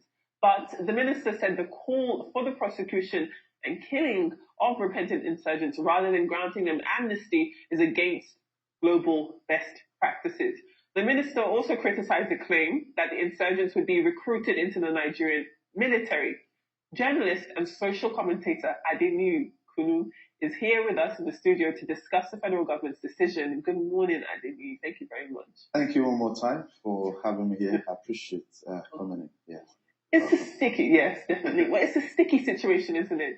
Just yesterday, we had counterterrorism expert David Otto on the show, and we were talking about the Taliban and their growth in Afghanistan of recently, of course. And in that, he did say that when it comes to war and conflict, culture eats strategy for breakfast. Meaning that, you know, it's all well and good for international people outside the center to put their emphasis or their opinions. Ultimately, it's the people who are native to a land who understand better. When we look at it through that perspective, the government's decision, the federal government's decision to focus on rehabilitation, is that to do with culture over strategy? It's not well thought out, I have to say.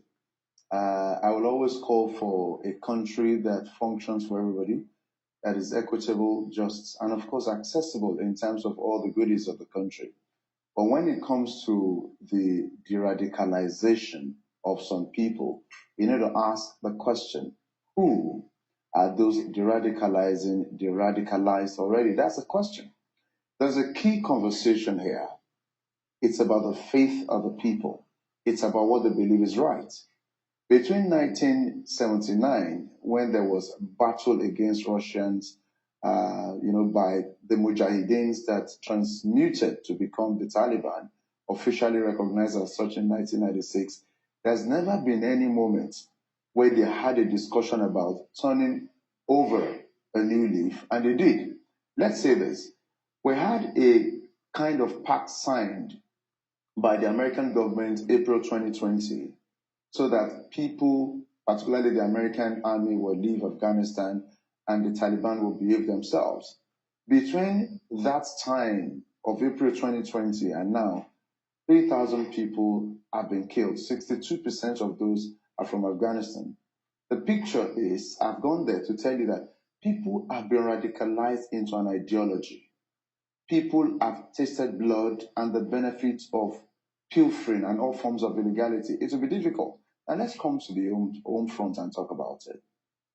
One of the things that people fail to talk about is what form of religion do we practice? Because don't forget, let's not deceive ourselves. There's a religion at the center of this. Conservatism, extremism is tied to a religion. So what form of religion do we practice in the region of the country where insurgency is prevalent? Is Islam. One. Secondly, what have the governors of those states done to prevent the rise and the tide of radicalization? Little or nothing. The country was on. Are you hearing that? What have the governors done?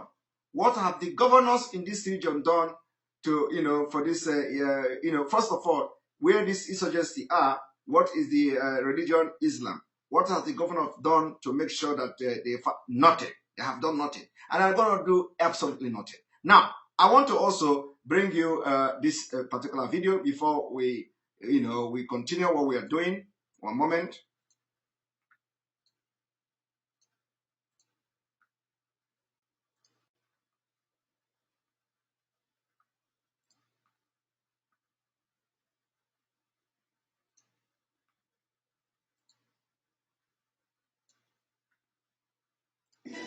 Well, different day, same issues, same. Hi everyone, my name is Oluyinka. I live in Ontario.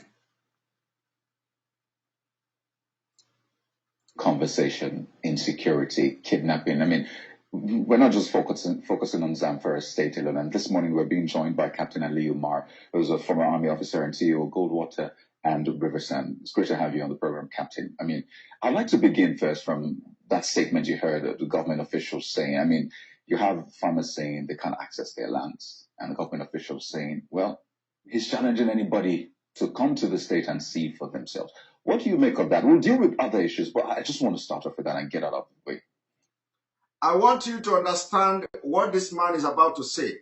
The governors in the northern Nigeria, because they are supporting these fighters, they are supporting these extremists, they are supporting these terrorists, they are supporting the Islamization and Islamization of Nigeria. So what they do, they lie to Nigerians, they lie to you, they tell you that everything is fine, they tell you that everything is fine, so that they will focus the killing to Biafra land. So that they are going to be sending everything to Biafra land.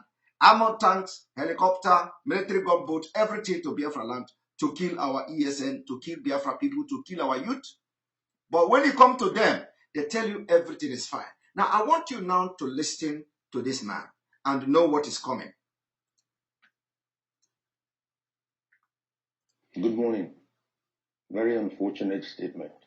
I mean, my grandmother knows that it's not even safe to stay at home in rural areas like Zamfara. So at a point you begin to see what we say and maintain, which may sound a bit hard, but it's true. Our politicians, our leaders, sometimes are national security liabilities more than they are national security assets. What he has said is heavy. What he has said is grave. I don't know what made him say that, but anyone in this country, I mean, in my state, in my own state, a sitting commissioner last week was taken away on a motorbike by these people. And I'm looking at some gentleman there telling me, come to Zamfara.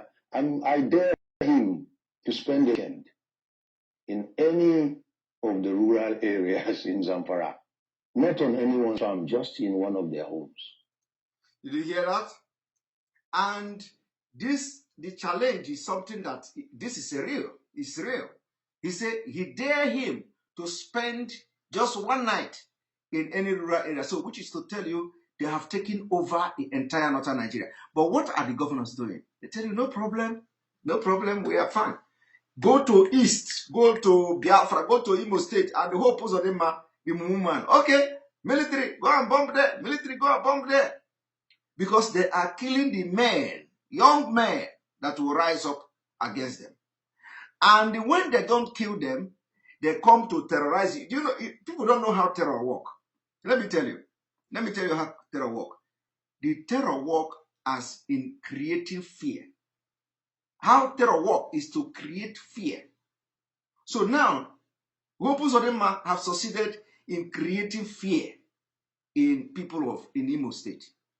Do you know what it means? Creating fear. So the governor, they have now pushed the military to Imo State to go and create fear. So that when somebody talk, they will say, they don't go, they will come and bomb the place. So that is the fear. So they have captured, some places by this fear.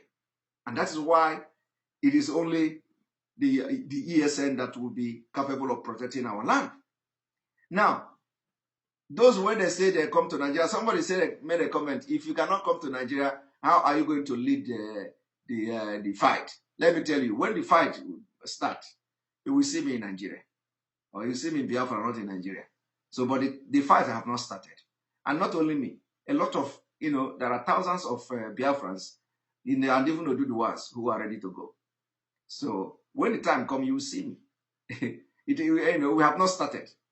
When the time comes, you see me. And let me tell you, if you listen to Babangida, what he said, if you listen to Babangida, what Babangida said, he said, there are people who will make the sacrifice. So when the time comes, you will see me. Don't worry. And I hope I will see you too.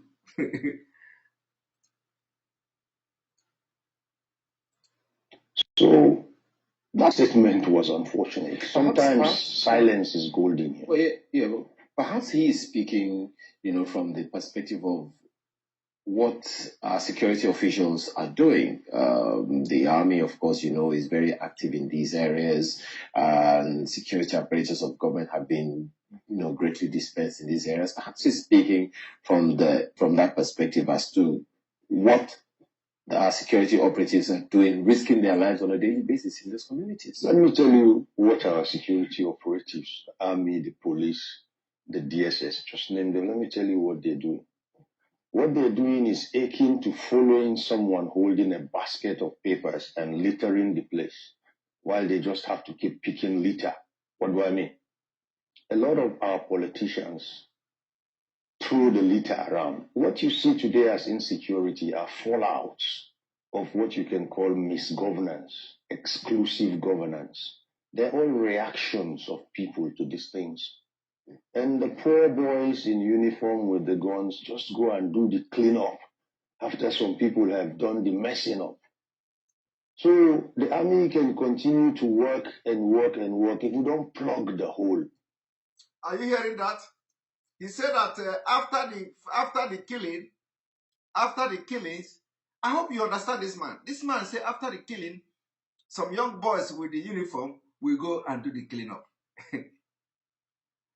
This is coming from a Nigeria. Let me play it again so that you understand. He said, after the killings, after the mess, some young men in the uniform will now go and do the cleanup. Now tell me, is that a lie?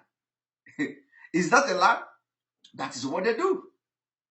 That is what they do every day. Any place Fulani kill, after that, you will see, after they kill. I asked this question yesterday. I said, have you seen anywhere or read anywhere in the news that these people were attacking and the military came to repel them?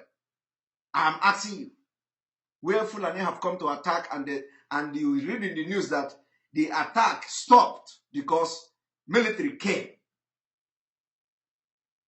You are all in Nigeria. Huh? You are all, I am asking you, you are all in, have you ever, in all the killings, both in Southern Kaduna, in Agato, in Biafra land, Duduwa land, in Middle Belt, all the killing, have you ever heard that Fulani came to a village and in the process of killing, they were repelled by the Nigerian military or Nigerian police? I want you to answer me. And if you see any news like that, come and tell, bring it.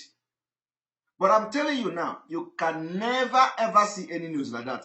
The only news you see of repelling is Boko Haram. And when the army repel Boko Haram, it's not when Boko Haram want to attack a village. No. It's when Boko Haram want to attack them. I am telling you. When Boko Haram want to attack the military formation, that is when you will always hear that Boko Haram came and they repelled them. You have never heard where they are actually taking the war to fight Boko Haram and Boko Haram repelled them. Okay? It is always Boko Haram bringing the war. Somebody say at Mpo. I don't know what the person means. Namdi, can you explain? So so Boko Haram will always bring a war to the Nigeria army. But my point here is that I want you to listen to this man. He said that what has been happening is that when after the killing, the men in uniform will now come to clean the mess. So, and once that killing is done, they sweep it under the carpet. Till today, there is nobody anywhere in Nigeria that has been sentenced for killing. Fulani have been sentenced for murder, sentenced for killing people in their farm, sentenced for chopping off head, sentenced for Agato, sentenced for Ebonyi State, sentenced for Enugu State, sentenced for Anambra, sentenced for Duduwa land, sentenced for your state, nowhere in those states, you can never see any Fulani man say that they have been sentenced, this person was sentenced to death, sentenced to this, sentenced to that, for killing and committing terrorism, for terrorism. You can't. But let me tell you, you see that Mazi Nnamdi Kanu is their custody. What is the crime? Fighting for self-determination. Self-determination has become, or have been, they have included self-determination in Terrorism Act. So when you fight for freedom, they say you are a terrorist.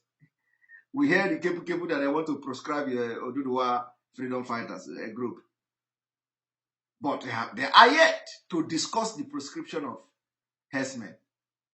Because Sultan of Sokoto is the patron, grand patron. Grand patron. Sultan of Sokoto is the chairman of board of trustee of Meite Allah. So how can you proscribe them? You see that? But I want you to listen to this man, because this is a military man, or retired. They're all reactions of people to these things. And the poor boys in uniform with the guns just go and do the cleanup. You see, the poor boys with the uniform and the guns will just go and do the cleanup. Let me play it again. Misgovernance, exclusive governance. They're all reactions of people to these things. And the poor boys in uniform with the guns just go and do the cleanup after some people have done the messing up. You see, after some people have done the messing up, the poor boys in the uniform, which is your brothers, some of them in uniform, they will go and do the cleanup. You see, they will never fight against the people that came or that come to kill the people. They will always go after they must have done the mess to clean it up. So the army can continue to work and work and work. If you don't plug the hole, there will always be water on the ground for you to mop. And eventually they will be overwhelmed. But when it got... You see, you don't plug the hole, there will always be water on the ground. Now, let me tell you, who are in charge of the army? The caliphate. So how do you think that there are going to be proactive action against the people who come to kill the people? They can never. Because their main agenda is to make sure they use the military to suppress everything. That is the reason why in Jos,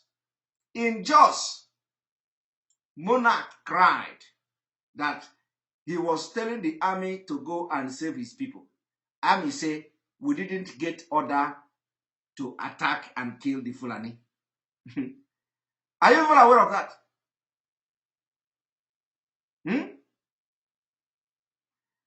Army told the monarch in Jos, Plateau State, they don't have the order they have not received the order to go and attack the people who were now killing people in Jos.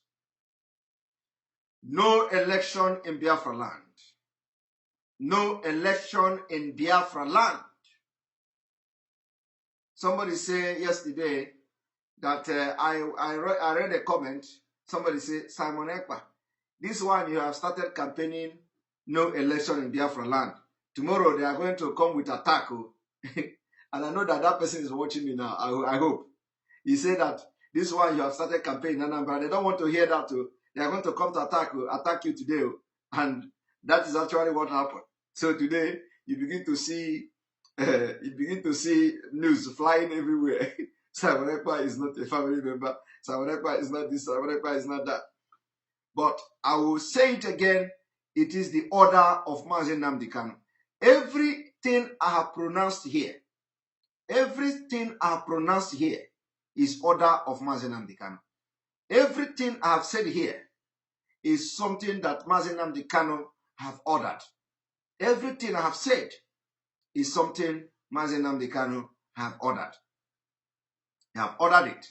They have ordered no election in Biafra land, and that decision stands. Starting from Anambra State, that decision stands.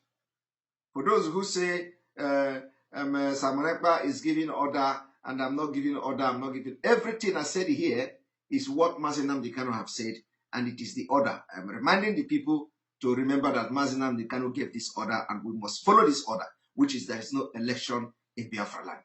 There is no election starting from Anambra State.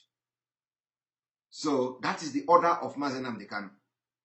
So it does not matter what a politician do. Everybody in Biafra land must make sure that no INEC anywhere, no INEC office anywhere, no INEC office. In fact, we do not need to see the presence of any INEC, anybody bearing anything INEC in Biafra land. That should be the slogan from now, so that they will know how serious we are. We need to start not 2 weeks to election. We need to start now to make them understand that anybody that is working as an INEC officer in Igbo land, in Biafra land, in Niger land, in Efik land, anywhere in Biafra land, you are enemy of the people. You are enemy of the people. Because it is only through election we renew the agreement with Nigeria. So when you allow election to take place in Anambra State, you have renewed agreement with Nigeria. And I will continue to say it every day until everybody understands that we are not boycotting the election. We are not boycotting the election, rather we are stopping election. No election, not boycott. So that people will not, people will not misunderstand the concept.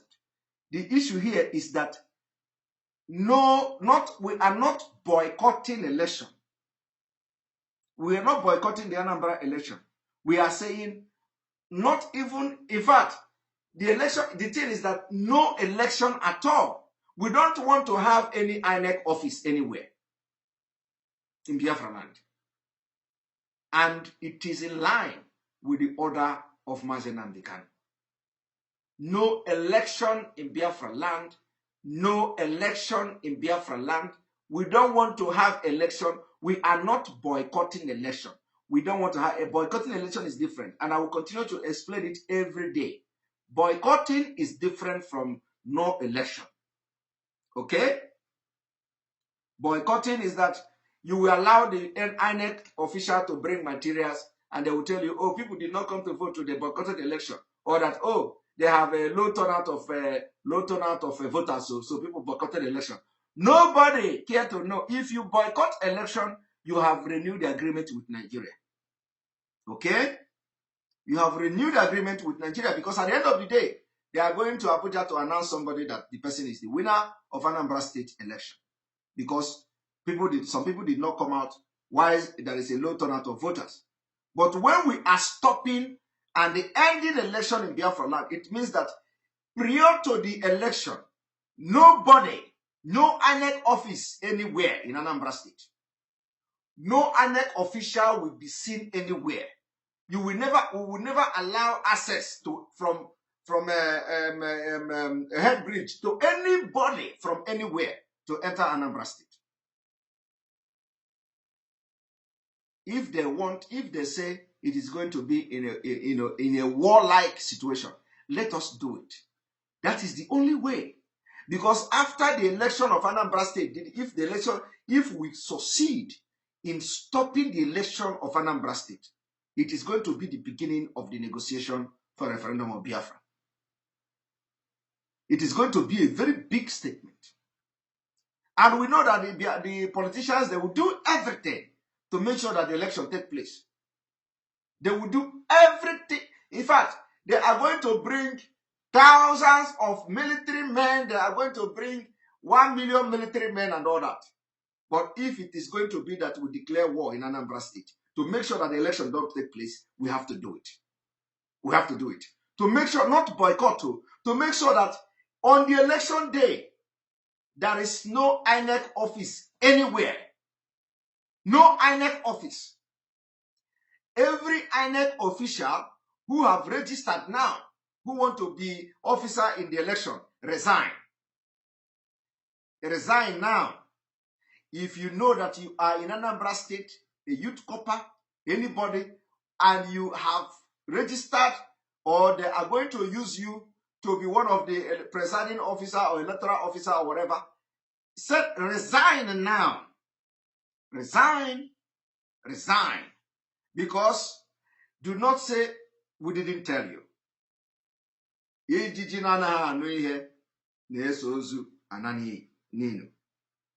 If you are a Wududwa people and you are in Biafra land and you are serving, you are a youth copper. If you are a Wududwa brother and sister, you are a youth copper and they posted you to Biafra land and you are going to be one of those who will be presiding officer or any voting officer or any agent, resign. Tell your brother and sister from Ududua land serving in Biafra land and they are going to participate as INEC officers or whatever, electorate officer or voting officer, whatever they call them, in Anambra State. Tell them that we are giving them now notice to resign, because that day we are not going to differentiate who is Biafra. We are not going to differentiate who is not Biafra. Nobody is allowed, and nobody will be allowed to conduct election in Anambra State. You people don't know what we have come to the point that this kind of decisions and step must be followed, because it is the principle laid down by our leader before his abduction. So it is going to be the beginning of the negotiation for everything. Once that is done, once we succeed in making sure that election did not take place, it's going to be open door for a lot of things. I am telling you. Believe me, forget all the threats they are threatening you. Oh, they are going to bring a Fulani military man to. Oh, that is a lie. It's a lie. Believe me, they are deceiving you. They can't do it. They cannot do it. It's a lie. They cannot bring any person to come to Anambra to be a governor. They cannot appoint anybody to come to Anambra. It's a lie. It's a lie. They can never do it. They can never do it. Let me tell you, it is when the election didn't take place. If we succeed in making sure that the election did not take place in Anambra State, that is when you are going to know, because a lot of people are waiting. Let me tell you, a lot of nations, prominent leaders across the globe, they want to see how serious we are. We have proven to them how serious we are by setting up security outfit. It is the process of a Biafra. We've setting up security outfit. Now, what did they do? They have killed us. And what did we do? We stopped America from sending them arms and ammunition. Okay? You see, they went to America to pay money to purchase a Tukuno helicopter to fight ESN. What did we do? Even though they succeeded in receiving 6, our lawyer have demanded that they return them back to America. So what did we do? We stopped America. America placed an embargo. It is what IPOB is doing under the leadership of Mazen Abdikano. Okay? Now that is the step. Now another step now is that immediately we succeed in making sure that the election did not take place in Anambra State, it will attract international attention. Even the governors in the southeast and south, they will begin to know that we are serious. Because I hear where the other one who called himself white say, he's not Igbo, his mother is from Imo State. His mother is from Imo State. So all of them are retracting their step. You watch Omahe yesterday when I played the video. Omahe is saying,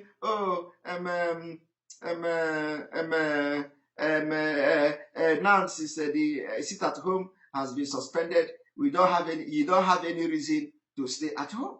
So which means they are also obeying the order of Biafrans, including the governor.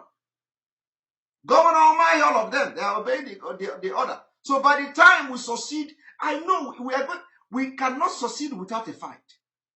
Believe me. You see this election? You see this no election? We cannot succeed without a fight. And we have to be very ruthless. I mean ruthless. Oye no chuzo, aketuya. We have to be ruthless to make sure that there is no election, because we need to end the agreement with Nigeria, starting from Anambra State. The agreement needs to end. I want to play this video for a few minutes before we continue. Government official makes such statements. I mean, just staying on that for a bit. I mean, you believe that silence will have been better in that situation. What are the options, or what are the possibilities? Is it that we don't have enough repercussions, reward, and maybe punishment in place? Because it will seem that these things happen. We see them happen time and again, and you wonder who's meant to maybe take the fall, take the blame, be reprimanded for this. Is that something you think has been perpetrated for long and is causing this? Okay, let's start with silence is golden. What I meant by silence is golden is you really don't have to talk if you don't have anything positive to say. Or if you can't speak to the truth. I mean, if you stay quiet, strategic security-wise, we don't really know where you are. At least you are safe. Than to just open up and say things that are outrightly alien to the situation on ground. Now, coming to the other part of your, I tell you something. Right from time, far back as 2014, when I started coming here, the same things we've said, recycle. What we are seeing today is physically, what the eyes are seeing today is what the ears refuse to heed. If you could go to your archives, you do sound bites. Just go to your archives on any of these issues we're speaking about. You see something Ali said, replay it. I wasn't a prophet, nor was I a doomsayer, but it's happening. And the reason is simple. If you do your projection analysis properly, and you project where you're coming from, where you are, dispassionately, truthfully, then you will be able to gauge to a certain level of accuracy, if no intervention is given, where you will be in XYZ time. Not rocket science. I once said they're getting bolder. They're doing more daring things. Well, I sounded like they called them whalers then, right, on social media. But today they've pinned the governor down. Today they've taken a sitting commissioner of police, and God knows what they will do next. That issue in Zamfara State, especially the abduction we saw in the school in Bakura, 20 students abducted, 3 security operatives were killed. Now, what will maybe shock Nigerians is exactly a month before that attack. We saw the head of the school speaking about the attack. He was abducted a month before that attack. They say lightning does not strike twice, the same spot.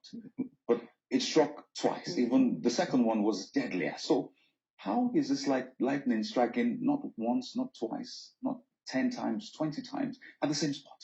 There are 2 key possibilities, again, projecting it. The 2 key possibilities are, it's either the lightning, as you call this, striking, is endorsed by those at the helm of affairs. Not by the God of lightning. Not by the God of lightning now. You know, when you keep complaining to the problem, you actually become the problem. So we've been crying. They've been doing more. And we've been getting all kinds of excuses. Or the regulator. And when I say the regulator, now I'm not talking about law enforcement. I'm talking about our politicians. The regulator may just not know what to do, doesn't even know he doesn't know what to do. I speak professionally. You see, if you look at Nigeria through the eyes of a national security aficionado, you begin to wonder, is the Nigerian politician a national security asset or a national security liability? Financially, business people will tell you it's either an asset or it's not an asset. So if it's not an asset, it's a liability.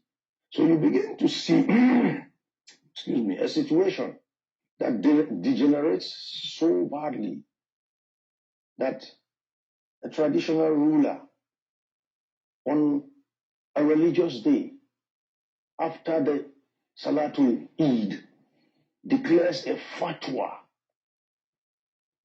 on headsmen. Why would he do that? Now, before we continue, I want to also, this video, we will end it here, but I want to show you something very quickly. When you look at this thing, what you are seeing now, it is the arrest or the order of arrest, platoon attack, 20 suspects arrested as IGP deploy operative to protect citizens. You know, when the monarch, this was because when the Plateau people retaliated and attacked the Muslims or the Fulanis or whatever that were traveling or something like that, you know, they retaliated and they attacked them. Immediately, the IGP swung into action and 20 persons, suspect, were arrested. But when the Fulani came to us to kill and maim and butcher women, when the military was there, the monarch asked them to go and defend the people. The military say they didn't get that. They didn't receive order yet. After that killing by Fulanis, the IGP did not order the arrest of the Fulanis. Have you ever seen it? Okay, sorry, they are not Muslim, they are Fulanis. Okay, they are Fulanis. So the killing of Fulanis. So the IGP did not order the arrest of the Fulanis who came to Jos to kill. But immediately Jos people retaliated. Did you see it? The IGP ordered and deployed operative to protect citizens. Now, the same IGP, the same government, the same system that had military that told them we didn't get the order to attack and kill the Fulanis that came to maim and butcher women. Now, the same system, I want you to understand when I say the state actors, what the difference between the Afghanistan, the Taliban, and the Nigeria. Nigeria own is that they are using a mechanism, you know, a mechanism, a state mechanism, a systematic conquest of Nigeria. They put those mechanisms in place, and that mechanism is to put people who are allegiance, who have sworn allegiance to this Islamization of Nigeria, to control the security agents. So those who are in charge of Jos, especially in all those strategic places where they have target, they always have people who control them. So the military could not go to save the people of Jos, but now the IGP immediately ordered the arrest, and they even arrested suspect, 20 persons. What does that tell you? What does that tell you? That should tell you a lot. That should tell you that you know, the only agenda is to kill. The only agenda is to run over Nigeria and Islamize everybody. And I'm going to play the last video of today. I played this video yesterday, but I want to play it again to just you know, refresh your memory for you to know what is coming.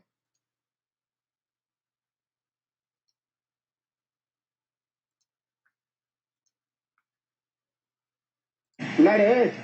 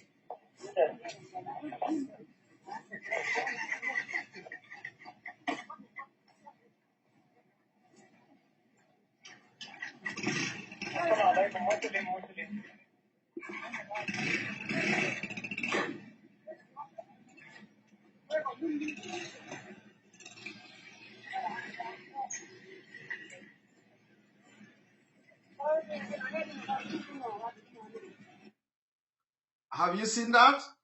I will be playing this video almost every day. This is the latest video. And this is Nigeria. They are moving, and every village they go, they kill. As after killing, they move there. They have disorganized the place and they move to another place. What are their job? Their job is jihad. They have come for jihad. They have come to fight to take over Nigeria, and the governors are not seeing it. The governors are on ground. But of course, we're beginning to understand the governors, and we know that they have been speaking to us in a coded language, including in Ngige, Praise Ngige, and all of them. They are speaking to us in a coded language. And this is already 2 hours, 14 or 15 minutes. So I'm going to, pandemic should wipe them all out. I'm going to open the floor for discussion and comment. And I'm not going to stay. I'm going to take maybe like between 5 to 10 people or something like that. If I can take up to 10, it will be good. But I'm going to take from 5, to 10 people before we stop. So join us as we, in this interactive section, as we discuss what you have watched today and Islamization and Islamization of Nigeria. Although today we give more of a teaching and advice to those who are attacking us, and the exposition was not that much, but I think from tomorrow we will also continue from where we stopped today. So join us by clicking the link, and welcome to the program.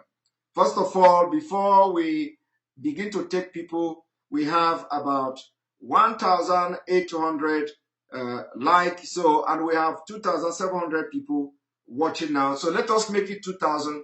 If you are watching and you have not clicked the like button, we are charging you to go and click like on this so that you'll be able to make this broadcast go to other people. So please, as we are having this break now, go and click the like button, and let us have at least 2,000 viewers. And then what thing again do we have? One moment.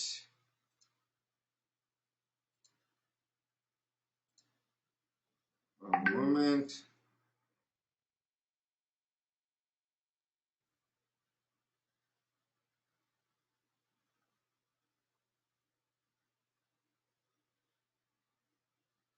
Here we go.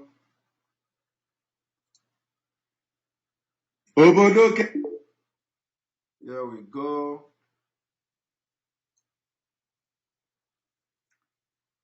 The room is full, but just keep trying so that when other people are going away, you will be joining. So keep trying.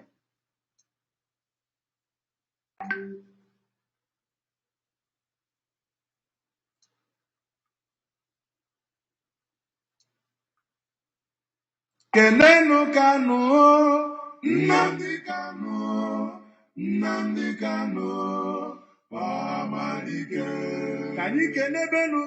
The last fight, the last fight, the last fight. All hands must be on deck in this last battle to restore Biafra, most especially in the forthcoming Biafra Worldwide Mega Fundraising. Zoom meeting ID 829979325595. Pace code 902938. You are invited to the Biafra Worldwide Mega Fundraising organized by the IPOB Biafra women in USA and their gallant men supporters in support of the landmark Legon Marathon to stop the sale and delivery of the Super Tucano aircraft and other military equipment to the Nigerian terrorist government, and the fight to free Mazen Namdekano and to restore Biafra, USA, and the delivery of Tucano jet fighter.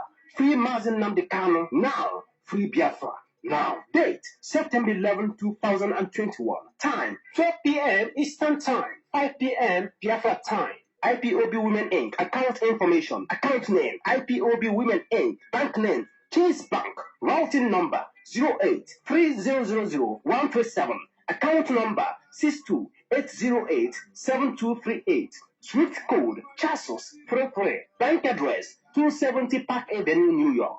NY10017. For quick pay with Zelle and Cash App, use account name IPOB Women Inc. Email address umuadab@yahoo.com. For more information, contact Mrs. Bridget Okafor, Women Leader IPOB USA. Number 215-715-7709. Father Augustine Odemegwa, 917-306-9786. Mazi Maxwell Dede, 9787-288-326. Brother Ben Wankwa, +1 513-616-1412. Nwada Rosemary Williams, 619-381-8579. Lady Azoka Charles Wankwo, 80-192-84629. Mrs. Christina Duru, 4439-837493. Beatrice Okezie, 3475-177934. Adanaya Onwudiegu, 71-3385-2240. Ndidiamaka Egomono, 9048-594-687. As soon as this information reaches to you, make sure it gets to others. Makana Ikwepike, Onrubone Abanaso. Come rain, come shine. Biafra is here and now. This information is reaching you from the table of the all-state media worldwide under the leadership of the indigenous people of Biafra led by Mazin Namikano.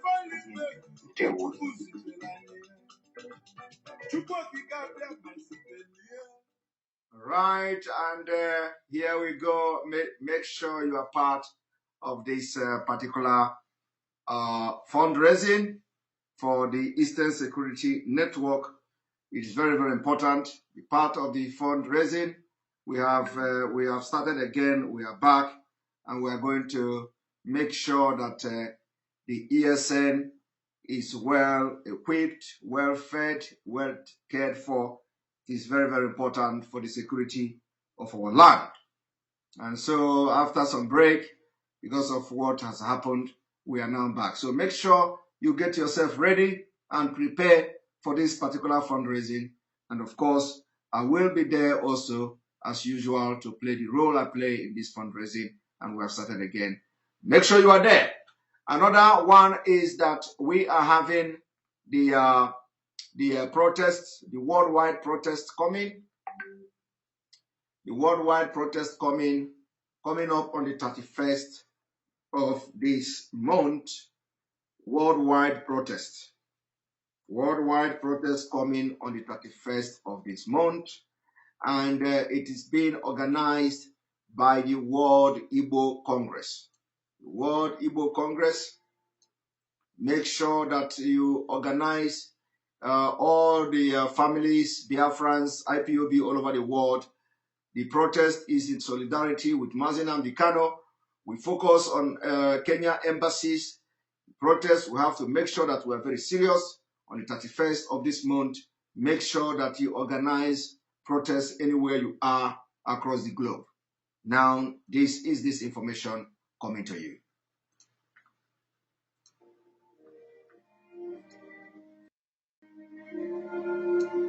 You estimate would be the chance of survival for Well, enough drug. But without enough food and enough drug, the chances are just bad. So I could say that some of them have chance of showing, and then they come out so sickly. And then they are brought down here, and we have to see all what we can do to help them and treat them. There's no question of surrendering for these people, despite... Oh, no. That doesn't come into question at all. Because we know that surrendering means death.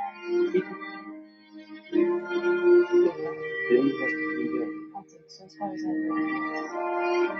understand that some persons got killed at another hospital. Yes, today in a clinic. Oh, we are not thinking about it. And may I ask, will you actually advise us to surrender? Will you actually advise us to surrender? I'm not prepared. No, that doesn't come into question at all. We don't think about it. We know what it means. It just means death for us all. No, we are not going to surrender. Do you think the world is low in number? No. 6 patients, and 2 have died, and the rest came in dead. So, how many dead all told? 7. 7 dead. This hospital, has it been bombed? Misery. Do you think that these people in Biafra will give up? No, they say they will never give up. They say they will fight to the last man. That they will be killed anyway. And they give up. They want to die fighting. Necessary. Biafra is at the moment experiencing jungle justice, which is the justice of might is right. Because we are under an economic blockade, we are under a propaganda blockade, we are under a diplomatic blockade. Nobody sees what we are suffering, nobody hears what we are suffering, and as a result of that, the wrong story is presented to the world. We are not heard, and therefore we cannot be judged except on the basis of the lies being told about us. When we have been able to overcome this jungle justice and we are heard, then we will then get the civilized justice because our case will be brought into the open. And once the case is in the open, you cannot play tricks.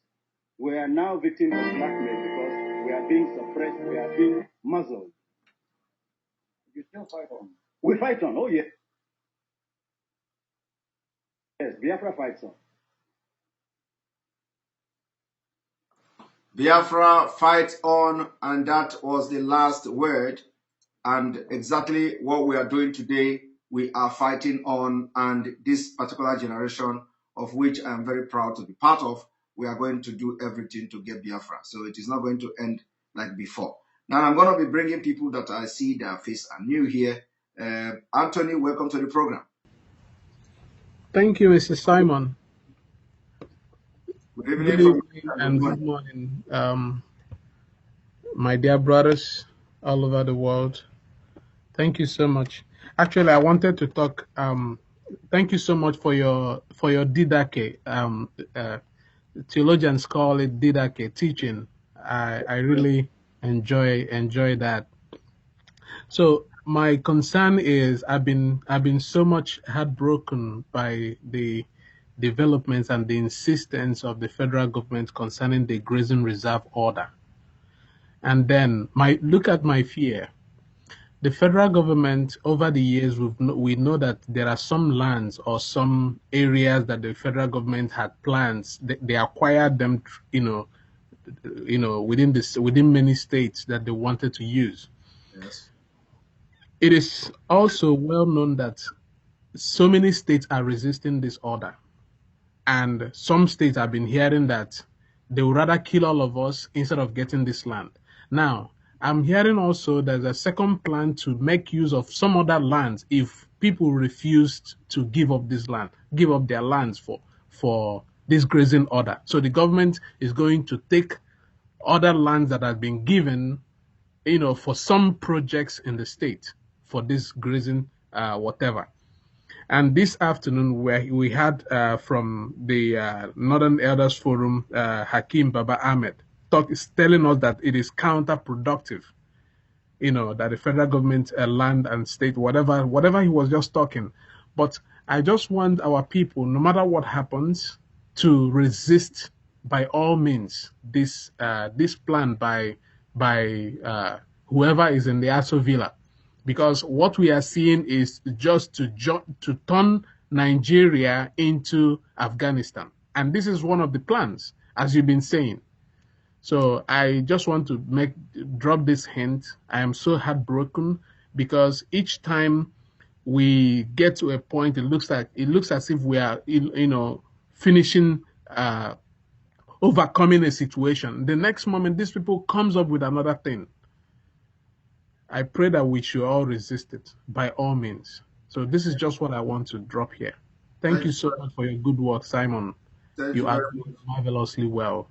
Thank you very much. When you look at what is on the screen now, you find out that the green side is from the northern Nigeria, while the small white is in the south. So yes, you should understand what are they doing with all this area of land that is absolutely green. And the way they are looking for grazing reserve or whatever is in this small portion. Have you seen that they have actually systematically conquered Nigeria? Yes, absolutely.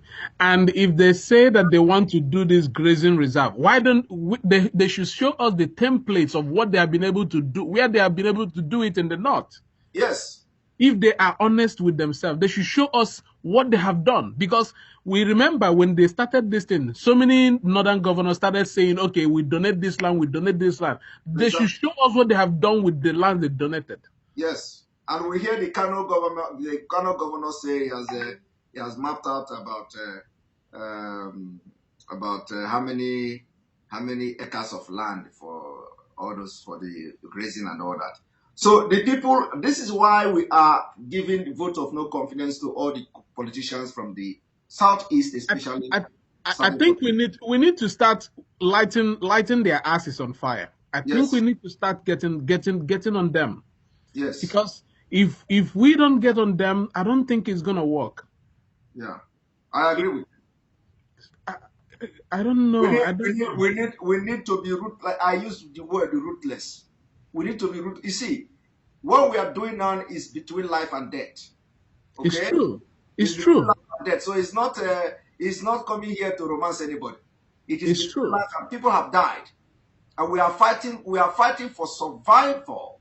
Survival. Yes. Not we are fighting. People understand we are fighting for survival, and we need to be very ruthless. I mean, very, very ruthless. Yes. On these people that are jeopardizing the future of our generation to come. If you remember what Galadima said about last year, about they have a time frame.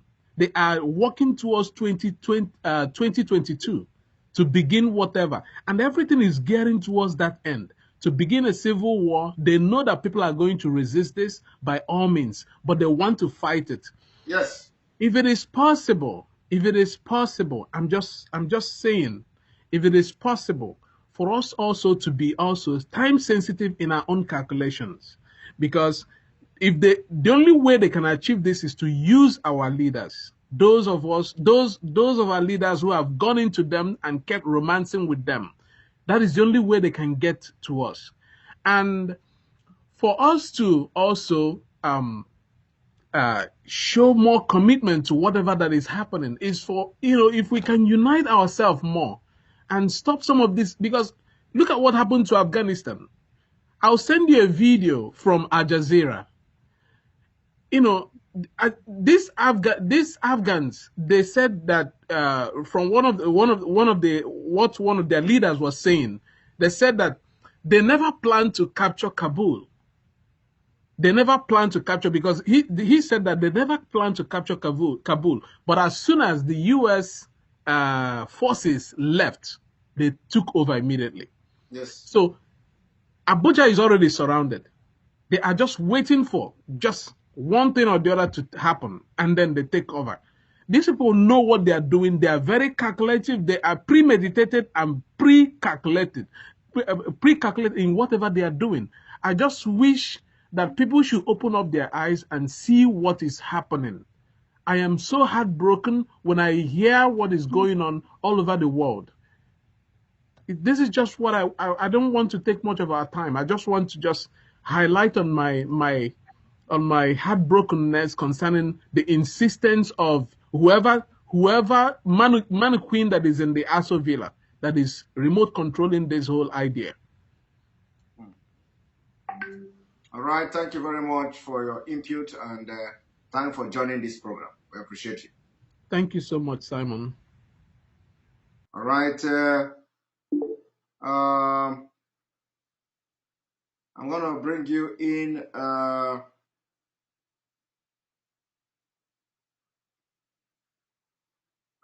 The Prince of Peace, welcome to the program. Okay, Simon, well done. Yes, I was hoping that you will bring me in last. Okay, but since you have done this, thank you.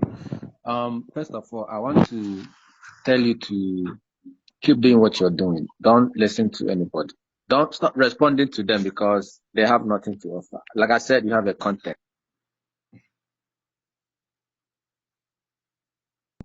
We lost you. Yeah, I'm here. Okay. Yeah, so what I said, what you're doing is very, very important. And you keep doing what you're doing and don't listen to anybody. Whatever anybody is saying, I know they said a lot of things about Oyendu. And he had a thick skin. You gotta got a thick skin to be able to go on and do what you are doing. Keep doing it.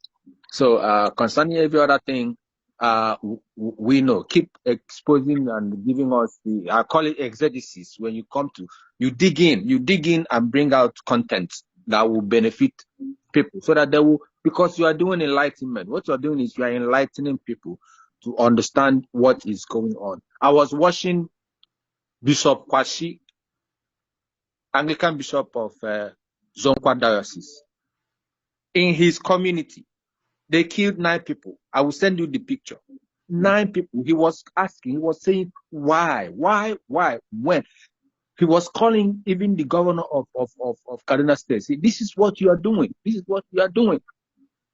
He spoke mostly in Hausa and also little English, because he's an Hausa man, something. So, but he's an Anglican priest and he's crying. When is this? So that the world will see. This is the content that we want, even the people who are handling the other IPOB radio to be bringing up, but they are not. They should put faith, because I heard what you're saying. You said you have sacrificed your going to Nigeria. You can't go to Nigeria. Even myself, I'm talking now, but I know some people might have known my face. And anytime I go to Nigeria, I don't care. I mean, I'm a man of God. I can speak my mind. If they want to put me in prison, no problem. I'm ready for that.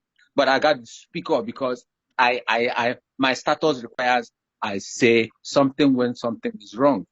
Okay, so like Bishop Kwashi is doing today. Listen, it touched me to my bone marrow to see the Bishop of Zonkwa Diocese saying these things, consoling their people. That is what we are going to do. You console people, you do that. So anybody talking nonsense about you is nothing. Like I told you before, I called, but you didn't pick. Please, I want us to talk, because I have something that I want to let you know, so that we can see how we can help our people. Because anybody, whether you are IPOB, whether you swear out or not, everything you are doing to help this struggle, you have to do it. A lot of people are putting their life on the line. Anybody telling you he has done much. I know somebody who, since the beginning of this agitation, I know, and you will know the person I'm talking about. He hasn't even seen his family back home. You will know who I'm talking about. But let's keep it like that. He hasn't traveled. Yes. Yeah, he hasn't traveled to his homeland. He hasn't, and he's not going to until Biafra comes. So people should understand what we are going to, what we are in for. We are talking about Afghanistan. Listen, people don't even understand what Afghanistan means. If they understand, they wouldn't even want Afghanistan to happen to Nigeria. They wouldn't even want it to happen, because if he does, none of us are safe. We will kiss our homeland goodbye. It is coming, it's closer. But God will see us through, because this struggle started with God, and God will push us through, and will make sure that we stand without fear. Next time you are talking to us, bring out that fear factor they want to use to destroy us. Lastly, there is this girl, 21 years old. The police arrested for 75 days or something now. The family have not. Now they charge her as an accomplice to. We have to talk. I will send you the picture as well, or some of the information if I can. If I find them again, I will send it to you, or you search it out, so that we can talk and ask for the release of that girl. They need to release that girl. Okay. This is what I expect the people at the Biafran radio, whatever, to be talking about, not gossiping. Gossiping on what?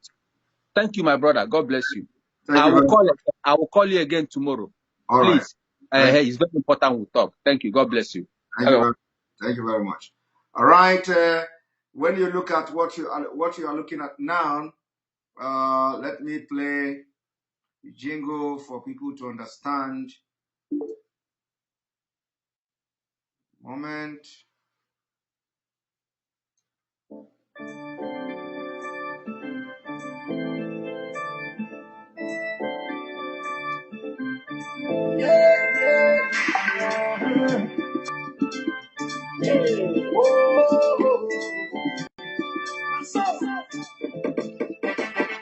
Yes, my fellow Biafrans and lovers of freedom, this is for ESN. ESN is the Eastern Security Network set up by our able leader, a leader like no other, Mazi Nnamdi Kanu, to protect our land and our people from being ravaged by the Fulani Janjaweed. Let's support ESN today. Let's join this Telegram group. First, download Telegram to join. You can be among those 1,000 men and women across the globe who want to support ESN. It's not just for IPOB members, it's for all Biafrans and lovers of freedom. It is a minimum donation of $100 every month, and we all are welcome to participate in this wonderful support for ESN, our great ESN, to ensure our safety, protection of our lives and land and properties. Also, there will be a spreadsheet published every month to show the contributions. However, the spreadsheet will be published at the request of any donor. Therefore, rush now. Join Telegram today and be a partaker in this wonderful opportunity to save your motherland. All hail Biafra. This important message is brought to you by Mazi Kwesi from Canada, Rabbi Charles from United Kingdom, Madam Josephine Erewa from USA, and Madam Bridget Okafor from USA. So those of you, what you have just listened to now is if you are interested in being part of those who will be supporting and funding ESN with $100 every month. We need you, we need you, we need you. Very, very important. The information you see on the screen, if you know that you want to contribute and you want to fund the ESN and you want to be part of the freedom of Biafra, securing our land, and we are looking for people who will commit $100 every month. Very, very important. The information you see on the screen, take a screenshot of it and get in contact with those who their names are listed there, and they're going to guide you on what to do to begin your monthly $100 contribution for the Eastern Security Network. This is very important. Very, very, very, very important. Very, very important. Right. And I'm going to bring Nelly. Okay, one moment. Nelly, welcome to the program. Good evening from here. Hello, Simon. Good evening. Can you hear me? Hello. Yes, I can hear you. How are you? I'm fine. Thank you. I'm so excited I'm in today. Wow, you're welcome to the program. Yes. I hope this is why your voice is sounding like this. Are you coming to scatter table again? I am not the one. I am not the one. That is what I keep saying. I'm not the person. Okay. I'm a different person altogether. I've been following you all this while. Me and my family, my children, we're here in Canada. People that knows me will know my voice. I know. Okay. I have my real name there before, but that's my abbreviation of my name. But my husband was like, remove your picture, remove your name, this is that, So I had to slow down because me, I'm a fighter, Yes. So I'm a fighter and I like fighting for something that is good, Yes. So a lot of people have said what I wanted to say all this while. I watch your program every day and I just want to encourage you deeply. And I saw what you did today. Is it the prayer time? Yes. Praise and worship. When I came in from church, I had to start watching my own because I missed out. And I didn't even know you're already live. It was interesting. And I wish I was part of it to release my own prayer, because I'm also a prayer warrior too.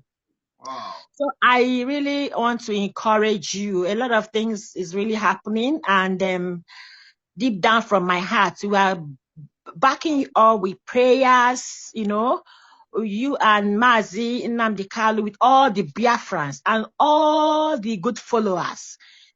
God will see us through this time. And we pray that Mazi Nnamdi Kalu will be out soonest. It will be a surprise to everyone. It will be a shock to everyone, because I don't go with what doesn't work. I stand for what moves forward. And I know that once I'm part of this, it's going to work out fine in Jesus' mighty name. Amen. So I don't want to say more so that you don't say I'm serving table. So I'm not that, it's not me. I'm a total different person, and I'm speaking for the first time in your program. Though I've been following you, I don't follow nobody. It's you. After Mazi Nnamdi Kalu was kidnapped by these devilish people, which I was really down for some days, and I got to find you. I started following you. I didn't even really know you until he was kidnapped. I started following you, and I got so much involved because you are a good leader. You speak well. And one thing I like about you, again, which people have been saying this program, is that you are so good, and I've never had you fight anybody or be against any group or anybody. That is a leader. And that is what is keeping me to your platform till today. And I'm not going nowhere. And I will keep supporting you, and I'll keep praying for you, and I'll keep loving you day in and day out. You say we should stop praising you. That's a no. I will keep praising you. Me and my household, my son is right here. He's listening to me. Yeah, he's right here. So everybody is happy with you. My husband wants your personal number to talk with you. He's not that kind of man. But he want to talk with you, want to have your details. So I don't know how to get it so that he can talk with you. So we are proud of what you are doing, and may God bless all Biafrans. We are going to win this battle. Amen. We are on our knees here in Canada, praying that we must win this battle. Amen. In Jesus' mighty name. Amen. Amen. Amen. All right, Nelly, you can send me email to info@ekpa.fi. I'm just sending it now to the private message. Okay, that's fine. Yeah, just send me email there and say that you are the one who called. That's fine. We'll be able to know. Thank you very much. And Thank you so much. I promise you, I will not change, because I know. Strongly, I believed in you. I know too well. I don't follow double mind people. I don't. My spirit goes to a good spirit. That is who I am. Yeah. Thank you very much. I appreciate it. All right. Yeah, So thank you, you see the email there. I'm going to take you out. So if I take you out, you will not be able to have access to the private message. So if you have gotten the email address, then I'll take you out so that other people can come to the platform. Okay. Let me check it immediately. You see? All right. Thank you very much.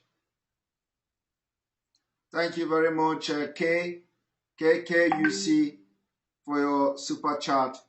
We appreciate you. This fight is complementary, not competitive. Orieko, right on, brother man. Yes, that's exactly it. It is not competitive at all. I agree with you. It is not competitive. And so I'm going to bring you one moment. I'm going to bring you Uche. Uche, welcome to the program. Thank you, Simon. Good evening, good afternoon. I really love your program today. One thing that I will use myself as an example that we don't understand is about the media outreach. Mazi Nnamdi Kanu has done a really wonderful job in reaching out to people, and now you're doing the same thing. I think this fight about Biafra and all the stuff that is going on in IPOB, I think they should understand that media outreach is very important. The interview with the IBB, if I watch it by myself, I will just take it with a grain of salt. But you explaining that makes it really, really real. At least, I understand, what is going on. So the media outreach is very superb, and I thank you for doing that. And then another thing is the prayer session that you held for our leader today. I was really impressed. We should stop counting who is an IPOB member and who is an old member or not, because the only person that we know, or people that we know that are IPOB member, are people that are doing the kind of thing that you're doing, praying for our leader, fighting for us, making people to understand. So all this shenanigans doesn't really make it for me, like whether that person is an old member or not. You can be an old member, but also be a saboteur. So it's really not important about who is who. The kind of job you are doing, I really thank God, because I just feel like if you were not there, I'm not saying that the struggle will not go on, but with the kind of people that are following you and the way you are teaching, is still keeping us alive, at least knowing that we can hang on till our leader comes out. So it's really important. And one thing that baffles me is about all these pastors and priests that preach about abundance and prosperity, pray for this and that. Why can't any of them just declare fasting in their church? Let us pray for our leader. So if we all get this abundance and prosperity and richness, where are we going to spend that? Our land will be gone. You get that, then you spend it outside. You be outside still, you're not happy. So I'm really, really upset about all these pastors. I'm not saying like some of them are not. I mean, the only thing they're doing really well right now is about dream and seeing whatever they're seeing about Mazin Namdekan. And I dare them to see one of those dream or say some of those things to Fulani. They will use their hand to capture their death. Now that Mazin Namdekan is being captured, everybody's now dreaming, everybody's now seeing something. Instead of declaring fasting for the whole congregation to pray, so that we see like if God can help us out in all these things. It's not just about trying to ask people for tithe or whatever, or pray for miracle, for abundance and prosperity. And then when you get that, where are you going to spend that? So I really thank you, Simon. I really, really thank you. And I love you from the bottom of my heart, because at least our leader is not here, but I still, I feel happy that somebody is still fighting for us. And especially this year in media outreach, it is very, very important. Thank you so much for doing that. Thank you very much. I appreciate. Of course, I really appreciate some of the things you said here. And one thing I want to tell you and every other person watching here is that our leader is a very unique person. Very unique, and anybody who want to imitate or mimic him will always fail, because he will never be you. And so it is always good for people to be themselves. But one thing we can learn from people is we can learn the quality of the leadership they have in them. If we are followers of people who are leaders, we have to try as much as possible. We don't need to speak like them. We don't need to behave like them.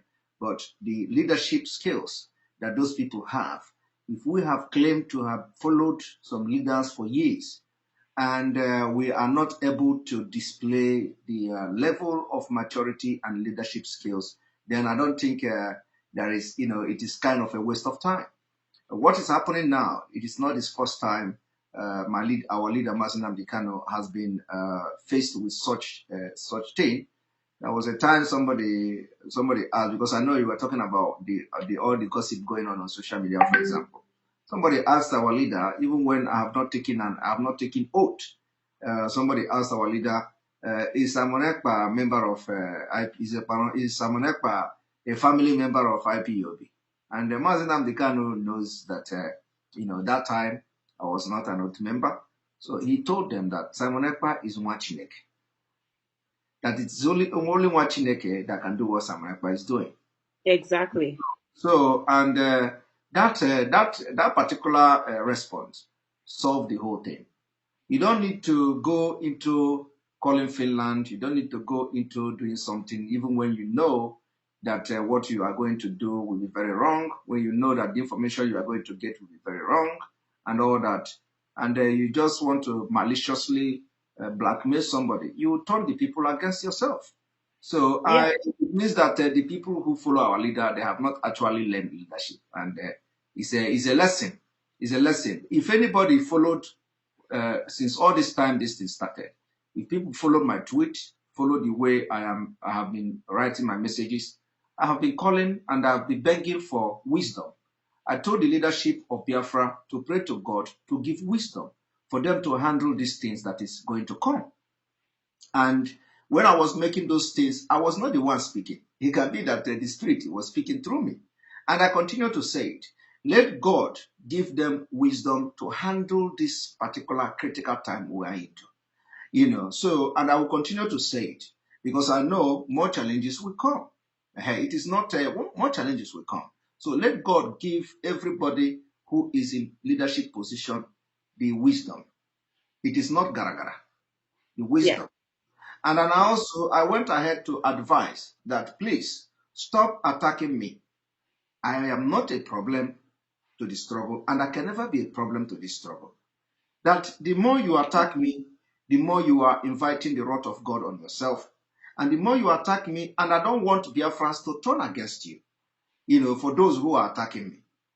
It is not like I am the one who will tell Biafrans to turn against you, but Biafrans are wise people. Biafrans are not fools. Every average Biafra man have brain working.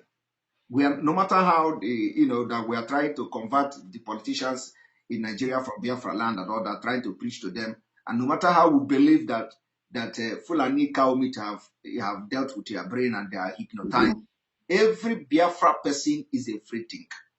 And for you to be able to succeed in leading people, in leading Biafra. Yeah, what I'm saying now is that, sorry, sometimes I get carried away and I'm just saying, something. So, but the people that the Spirit is asking me to talk to now, they are hearing me.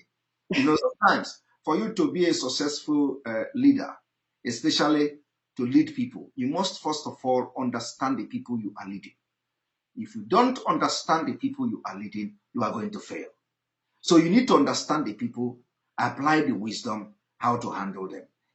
Biafra people are very difficult people.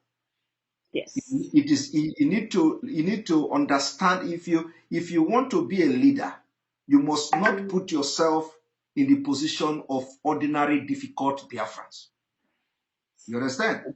Because if you bring that difficulty of the Biafran spirit or a Biafran person or a Biafran stubborn into the leadership, you are going to fail. Yes. So while you are dealing with people who are very difficult, you don't have to be difficult yourself. You have to apply wisdom. So this is, leadership is something that sometimes you go to leadership training. They pay, it is very expensive. Some of us will have paid $10,000 to go to leadership. Maz, that's what I keep tweeting on my account every morning. I'm saying to the leadership, be careful, because just because you're castigating somebody doesn't necessarily mean that you're going to bring that person down. Because one thing with Biafra and Igbo, and I keep saying, is that they are stubborn. Many people that are following you, nobody asked them to follow you. People that are following Mazen Nnamdi Kanu, nobody asked them to follow them. Like Biafra, they are very brilliant people. So if you try to do stuff just because you're in leadership or you're, like you have power to do it, you will see people turn against you. And that's what I'm afraid of, because I don't think they will stop us from loving you. That's just no. Like, if you want to hate somebody, it comes from the heart. And that's one thing about Biafra. So they should be careful on what they're doing. People are the ones that are Biafra. This struggle is about Biafra people. When they declared stay at home, if the Biafran people decided not to stay at home, they, the leadership, are not just going to stay home and then the whole world will be talking about it. It is the people that will stay home, then people will start talking about it. So they should be careful, not just you, but about, castigating every other person. We should just focus on what we are doing, because it's going to backfire on them. Thank you very much. Thank you very much. All right. And those who say somebody attacking, nobody is attacking anybody. It is only in this kind of platform and in this kind of broadcast that we give advice. We will give advices, to people, to leaders. It is not only the person that died or corpse that you go and amend their necks and all that. So onye nwụrụ anwụ ka a na-edozi onu, a na-edozi onye dị ndụ onu, a na-edozikwa onye dị ndụ onu is Igbo adage. Right. So Obi Uchenna Joseph, welcome to the program. Good evening from here. Good morning, Mr. Simon. Welcome to the program. Sorry, a quick one here. I was watching a particular program this afternoon, and the guy was speaking all the way from the United States of America, and what he was saying actually made sense. Can you stop listening? Can you stop listening from the gadget? Can you off the gadget and listen from where you are talking to me directly? Because I'm hearing some voice. Okay, sorry. Can you hear me now? Yes. Okay. So, and I was also going through a particular article that Mojuku wrote. He said that Biafra will be actualized by force because the forces fighting Biafra are larger. And I think it is the right time that the DOS and the leadership of IPOB put aside who is superior to the other and come in a common ground and fight one thing out. As our leader is in there, he's giving the command, but there are little or no command that at times can be effective because he is not actually on ground to actually enforce it. They can decide to go ahead or not. Do you understand now? Because this struggle, I tell you, tomorrow Biafrans might stay back at home. It has gone to an autopilot, and when it goes to an autopilot, it's automatically the difficult stage of any struggle, whereby tomorrow can come and you see everybody on the street going through a bloody revolution. You understand now?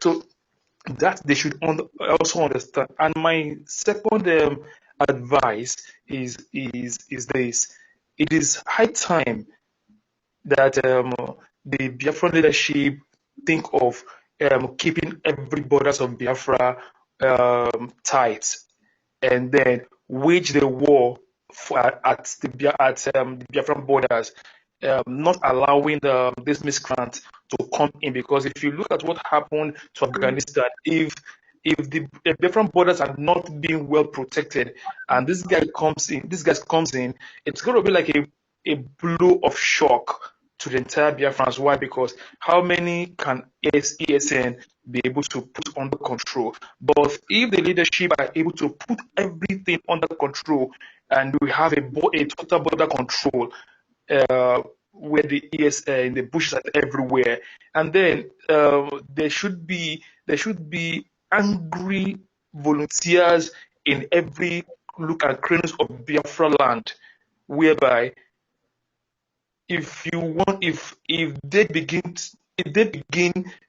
to go for a revolution, it's going to be much easier for them to cop on every look at cranos. Because if we are only doing a broadcast consistently and there is no move of action, these people are going to look at us and say, man, they're just toothless bulldog. The only person who can move the action, we have kept him somewhere, which is Mazin Abdekano. So, but if as they kept him there, there's another move of action, I tell you, before that they will be destabilized automatically, and they can't even know where to handle again and who to handle. Because if they say, okay, fine, we have kept the leader here, but these guys are pushing very effortlessly, even harder than their leader. I tell you, within a few weeks, you will be shocked that they will let Mazin Abdekano go, because they find out that everybody are also crazy for what they believe on. You understand? Yes. Yeah, that is to me. I think it is the right time that the leadership of IPOB stand up automatically, and because if we are just saying there will not be election in the Anambra State without automatically we making it known, and then the leadership of IPOB giving the standing order for volunteers to be on the streets, how many will they kill? You understand? At the end of the whole day, you find out that if they collapse the Anambra State election and it doesn't hold, these people will feel weak. They will understand that these people are it's of force. And I want you to understand, I want you to witness something. Each time there's a sit at home, you can never see the soldiers on the streets. You can never see them on the street because they understand that these people are actually not joking on this day. That's to tell you that if the order is given, it will be difficult for you to see the militaries on the street because they know the angry youths are on the street and they are ready to make anything happen. Yeah, but some of them are also in the street. They are the one who killed and burned the boss the other time to accuse IPOB. So some of them are there. They came, they target a place where they are going to burn something because we saw that the bosses that were attacked by people in military uniform. Yeah, exactly. That also it's clear. But I tell you, I still keep standing on what our leader said. He said they will kill us, and we will kill them at the end. Biafra will come.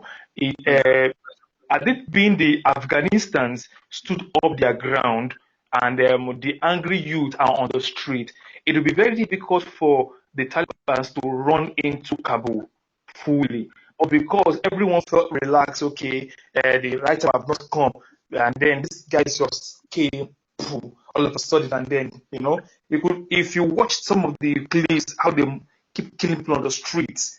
If you do not profess Islam, if you do not talk about, it's so bloody, and that is what we should try to prevent, because these governors, they have a lot of places they can run to. They can decide to go to America and never come back for the rest of their life because they have the money. What about the poor ones who don't even have anyone to fight for them, who don't even know where to run to? You understand now? And another thing I thought, sorry, this will be the last one. Another thing I thought of is this: is it right that when we lock up the whole border of Biafra, how can food be supplied? Because when you think about A, you go back and think about B. You understand? Yes. How can Yeah. food be supplied? Exactly. Yes. How do you mean by that? How can there are food? Yeah. The Biafra, Nigeria, listen, Nigeria and Biafra today is not the Nigeria and Biafra of 1967. First of all, we have enough food, so I don't know which food you are talking about. We have enough food that will be enough for Biafra, and then we have border, we have international airport, we have cargo airport. So I don't know. So I think it is not going to be something like in the 60s. Those time in the 60s when they have the blockade was because of the nature of Enugu Airport and all that. So, and I don't even know whether they have Enugu Airport there. I have to check.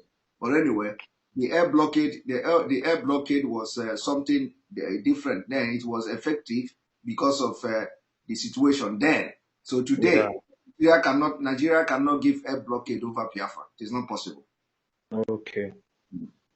Anyway, thank you, Mr. Simon. It's just an advice that I feel the leadership of IPOB should look into and find a way to curb these guys down and break their wings automatically. That's it. Thank you so very much for giving me. Thank you very much. All right, and I think I'm gonna call it a day because I have to have one person again.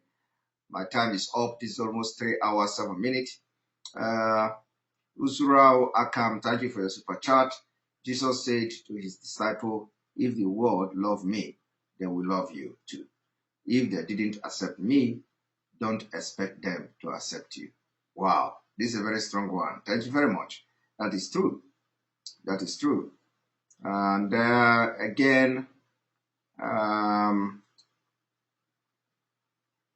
again, Jesus is my father. Thank you for the super chat. Brother Simon, please continue to be who you are. I'm an Edo woman. The first day I heard Mazina Mikano broadcast, I was surprised. My spirit was connected to him instantly. love your spirit. Thank you very much. Jesus is my Lord and my Father, and thank you for supporting us this evening. And Indeed, Precious, thank you for your super chat. We appreciate you. It breaks my heart whenever I hear strong critics and attack on our personal person. Master Simon, God is in control. Keep doing what you are doing. My sister, we are coming with a sledgehammer to break every every obstacle on the way. All right, Chimezie, welcome to the program. Good evening, Master Simon Eba. Good evening from here. Thank you for accepting my call. You're welcome. Thank you. Good evening, Biafrans and all of us of freedom, listening to our Master Simon Eba, the one we love, no matter what. So, Simon Eba, I want to tell you something about followership. How do you know that you are doing well and that you are not doing well? It's when your followership is going down. I'm not seeing that in your program. So we, the Biafrans, are supporting you. So I want you to keep doing what you are doing. And for any other thing happening, you have to know that when people are not talking about you, that means you are not doing anything. Like our leader used to say, if I don't have an enemy, I will create one. When you follow Mazunda the Kano, then you know why he's doing the things he normally does. He will say it often. If there is nobody chasing me, I will go and find one to chase me, because they make me to start thinking, what can I do to be better? So there's something you said today about the Tucano jet fighter. But because I read somewhere on the net that America have decided to deliver that jet fighter. I don't know if it's true. So No, I'd that like is you not. to. Okay. That is not true. They have America has placed arm embargo on Nigeria. Okay. So, Very, which very means happy. yes, they have placed arm embargo. The U.S. Congress has placed arm embargo on Nigeria. So, which means they can no longer deliver any arms to Nigeria again. And then the one they have already delivered, we are fighting now to recover that one. Wow. Yeah, that is a good development. Okay, that's good. Then another thing, in my super chat, I said something, but you didn't pick it up. Oh, you know, when you are too busy, sometimes you don't look at it, but I don't mind. No, I was saying when you were talking about the no election in Biafra land, which every of our Biafran people will support that idea because it came from our leader. So my question was, what if we get again a counter order from DSS custody where our leader is, that there will be election in Biafra land? What are we going to do? Well, when we get to that road, we'll cross it. Okay. Okay. No, it's good because I want to ask because now the way things are going, like I said, we need to do something to show our stand in all these things. If not, Nigerian government will not take us serious. We need to do something. Okay, please, it's like I noticed somehow I don't know whether you are trying to render any apology or whatever to anybody. But Master Simon, you are not doing anything bad. I'm telling you, because I see the way because it's your nature, it's the type of person you are. You are very accessible to people. So because of that, sometimes people think Master Simon doesn't have a strong heart. They must know that you are a military guy. You have been in war front. You have carried a lot of machines. So people should understand the type of heart you have. It's just that this is the way God made you. And that's why you are like this. So I just want to, from here in Holland, I want to tell you that you are not doing anything bad. So there's nothing like apology here. If anybody feel they can do what you are doing, because there is no more pressure now on Nigeria. Everything happening. Most of our callers today said it. They touched on it. There are so much things going on. This girl they took from Imo State that is suffering today. Nigeria have changed the allegations they place on that girl now because of the way the girl is flying on social media. They are now putting some allegation that she's the one helping ESN and all those things. These are the things our media should face and leave Simon Ekpa alone. I don't want to be calling names, but there are a lot of things happening in Biafra land now they should attend to and leave you alone. So please don't ever feel something bad about what we are doing. What we are doing, we are supporting you. And like I told you, everybody is looking at you. I've said this thing before. If people like it, whether they like it, they don't like it, everybody is looking at you because people see that special love you have for our people. And that's why we are following you. Biafrans, we are very, very smart people. You know, when we are following somebody, we are following that person because of something that we have seen in him. You know, when our leader started, a lot of people were against him. Millions of people were against him. But at a time, you know, every time things will happen, our leader will increase his followership. That is just what is happening to you now. You know, there will always be something that will happen for people to know that there is somebody somewhere, you know, preaching about the restoration of Biafra. So I will drop here. I want you to keep doing what you are doing. We are supporting you. Just don't panic. We are supporting you. And what else can I say when we have somebody like it? Thank you, and let me hang on here so that other people can come in. Thank you very much. Thank you very much. All right, and I'm going to bring in the next person. Izu, also thank you for your super chat because those most like you because it will always. All right. Thank you for your super chat. And then we're going to bring you another Nelly. I hope this is not the one that is going to scatter our table. Hi, Simon. I don't know. Yeah. I thought you were. Welcome to the program. Thank you. This one we are having Nelly today. What is going on? Sorry, I've been trying and I'm thinking you're like scared of getting me in. But please, yeah, you know, I've been trying so I'm scared of getting you in. I have seen another Nelly. I was thinking that so you are the one that will scatter table. No, it's still me, but I'm not trying to scatter the table. I'm trying to say the truth. Simon, please, thank you so much. I was afraid. I tried the other time. You refused to call me in. So I'm glad you did right now. Thank you. All right. I hope after this one, another bomb will not be thrown on the internet. I'm just gonna say the truth about one thing. Okay, please. Yeah, if anybody sees this as a bomb, it's okay. But okay, I was in another show. It was all about Simon, oath, blah blah blah. So that reminds me about something that is going on. And this crime is a crime. It's a financial crime. It's committed by somebody who took an oath, who has been in the struggle for all these many years, who has been in this position, the position she's occupying, I think since 2017-18. Okay. So I'm sorry, but I'm going to talk to you about Madam Nenayanya, the Chief Finance Officer of IPOB, who is also a DOS member.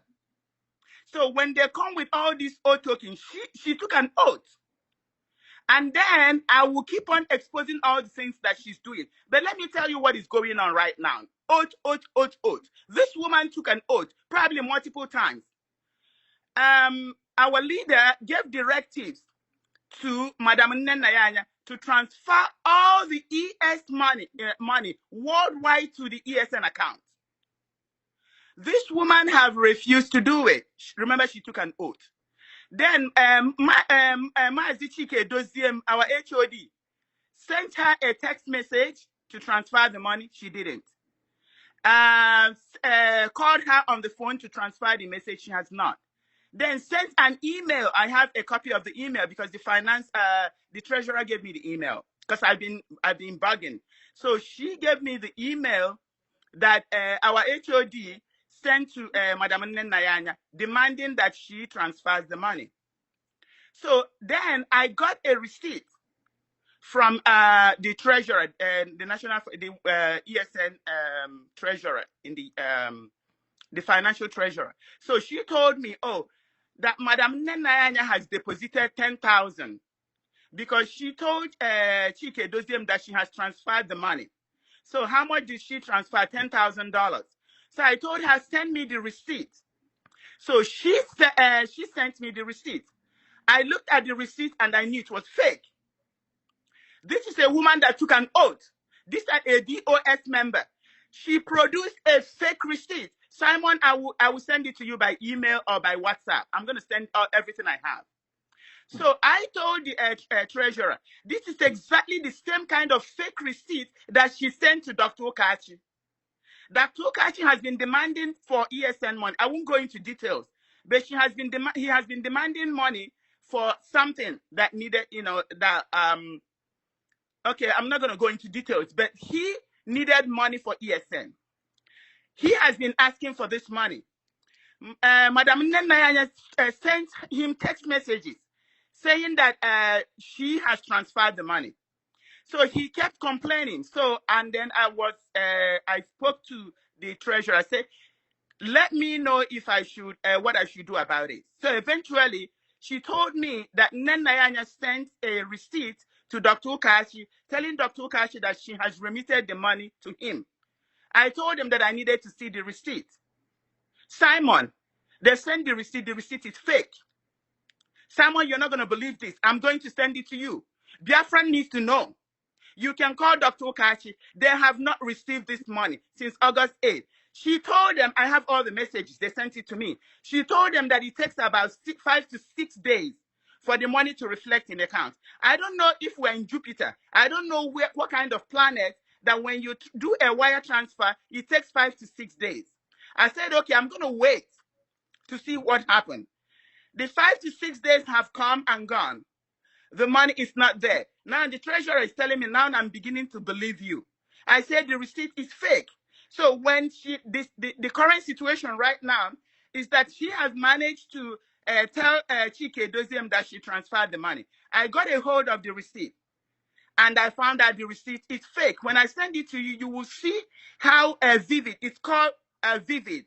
When you're trying to print something, a fake document, I'm not FBI or something. They just listen to it. When you are trying to print a fake document, you use what is called a vivid template. So what vivid does is that it doesn't let the whole document come out clearly. The other thing it does is that after a while, it starts to fade and you can hardly see it. Okay, So Nelly. I knew. Okay, Yeah. Nelly, can I ask you a question? Yes. Why? I wish you let me finish before you can ask me a question, please. Okay. I'm always rounding up. Okay. So with this document, when I saw the new receipt, I found that it's similar to the other one. So, and then I kept looking for a guy called Chudi, Chudi. I need everybody to help me find. Chudi is the one printing this fake receipt for her. Chudi is the one printing the fake documents. So I've been calling, I just need your audience to know that I need to know who Chudi is because he's committing a financial crime. There's no last name. I will show you the name. I will show you, how he's been printing the fake receipts. So the bottom line is that Nenayanya told Chike Doziem that she has made a transfer of $10,000 into the ESN account as directed by our leader and instructed by Chike Doziem. She did not do the transfer. She sent a fake receipt. Now, let me tell you something. The fake receipt, she put the account number. The first time I sent out the flyer, there was an error in the account. Instead of 48, I typed in 49. So what happened? People took the number to Bank of America. When they went into Bank of America, they gave the account number. Bank of America told them that the account does not exist. The account does not exist, and it doesn't exist at all. So they called. Some of the calls I even got from Biafra Land, they called. That's when I found out there was an error in the flyer. So I now corrected it. I told them it's now 48, not 449. So 49 was the error. And then with that error, there is no way you can penetrate into the account because the account does not exist. So when I corrected it, they were able to pay money in. So when I found this receipt, I went to Bank of America. I gave them the account number. They said the account does not exist. So the question is, how can Nayanya pay $10,000 of ESM money to an account that does not exist? I don't want to hear anything from DOS. If they don't find out how a human being can pay an account in an account that does not exist, she said she paid $10,000. All the people that have tried to pay with the 49 digits, they were all, Bank of America told them it doesn't exist. Simon, you can try that. But then Nayanya, when I send you the receipt, you will see that she used that account, fake 49, to state that it's the account she paid the money into. That is a financial fraud. And Chudi, whoever he is an accomplice. They're going to go to jail for committing a financial fraud. So I will send all the documents to you so that you can show Biafrans. I will also have you try the account number, go to the bank, call Bank of America. They will tell you that the account does not exist. The question, how can Nayanya pay $10,000 of ESN money to an account that does not exist? Now, the fundraising that we're talking about is $250,000 US for the fundraising in America. We're not even talking about the one she collected in Europe and put in the Italy account, which our leader said to transfer to the ESN account. So out of all the hundreds of dollars, thousands of dollars in that Italy account, she claims she transferred $10,000. I don't know what $10,000 equates to. She lied to Mazi Chike Doziem. Mazi Chike Doziem may be upset that I'm not bringing this to his attention, but those are the things that he should look into. So I want to apologize for not bringing it to, because now Biafrans need to know everything that is going on. She forged a receipt. I have 2 of those receipts. They are legal documents. I'm not supposed to say it, but I have it, and then I will use it when I need to use it. Okay, sorry. Now you can ask your question. All right. A lot of people, when you are speaking, they say, I should stop you. And of course, they will tell you that. I am somebody that is a Democrat. What I normally do is that when people come like this, if you talk, although I don't normally have this kind of thing, but if people come like this, I want to listen. And if there is a way that after you finish speaking, if I have to, correct any wrong impression that people get, I will correct it. So what I want to ask you is that, can you explain to us what is the reason why you want to make this public? The reason I want to make this public is that this has been going on and DOS is not taking care of it. Okay. I'm going to keep on screaming and making it public until they take care of it. Nayanya cannot be a judge in her own case. Nayanya is in DOS. And I've sent a motion to DOS asking them to remove her so that they can look into this issue. She's in DOS. She will never let DOS function. She will never let them look into this financial fraud. I see all the comments. All right, thank you. Nelly, I've just muted you now. Okay. Are you there? Yes. Okay, so I have just listened to the reason you gave, because it is good for people, the viewer, to know your motive, the reason why you decide to come public, so that it is not just be like you are coming to Simon Ekpa platform because when I saw Nelly before, somebody came here already with the name Nelly, so I was asking are you coming to scatter table again? So the person is another Nelly.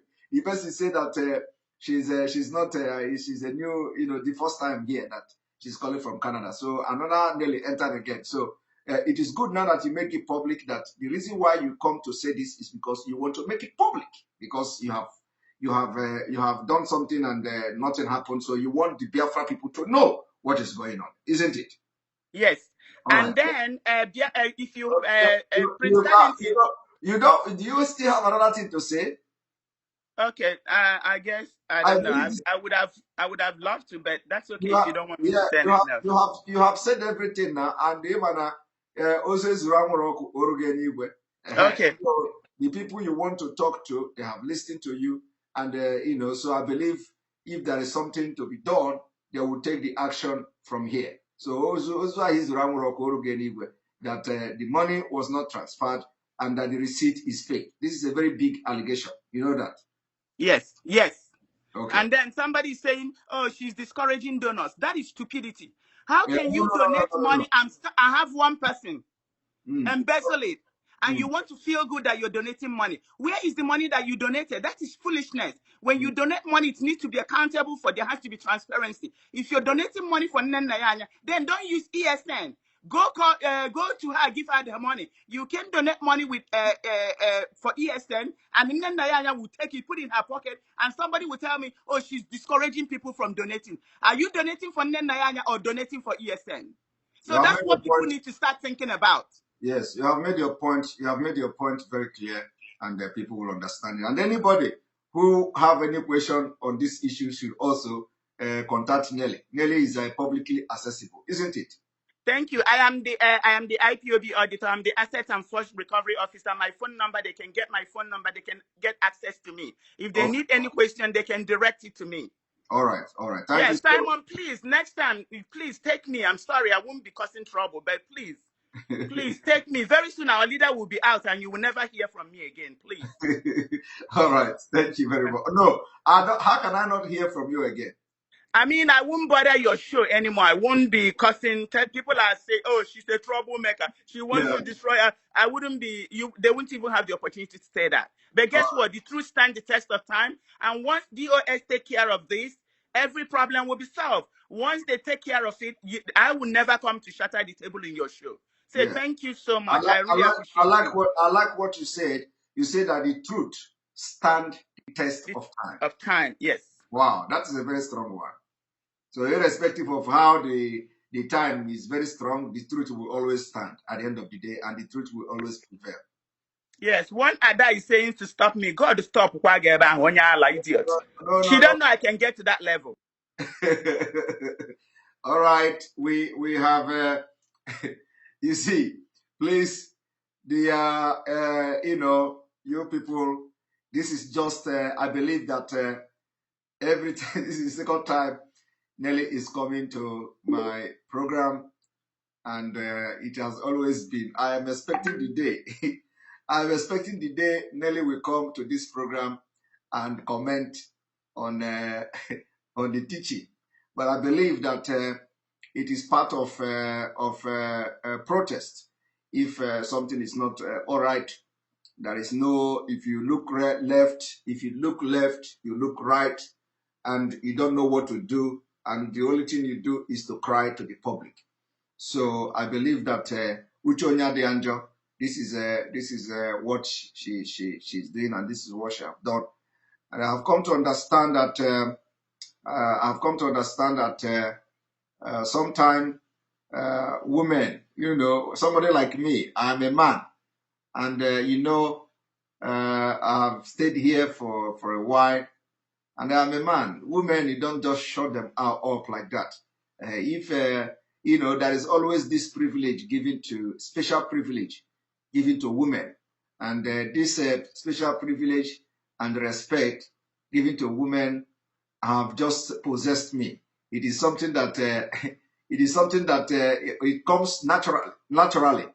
I don't know what to do. So once it comes to women, there is always this upper hand, that because the environment where we live, where we see ourselves, we always give respect to women and give women upper hand and all that. So probably for those of you who are saying Simonepa cut her, it doesn't work like that. It doesn't work like that.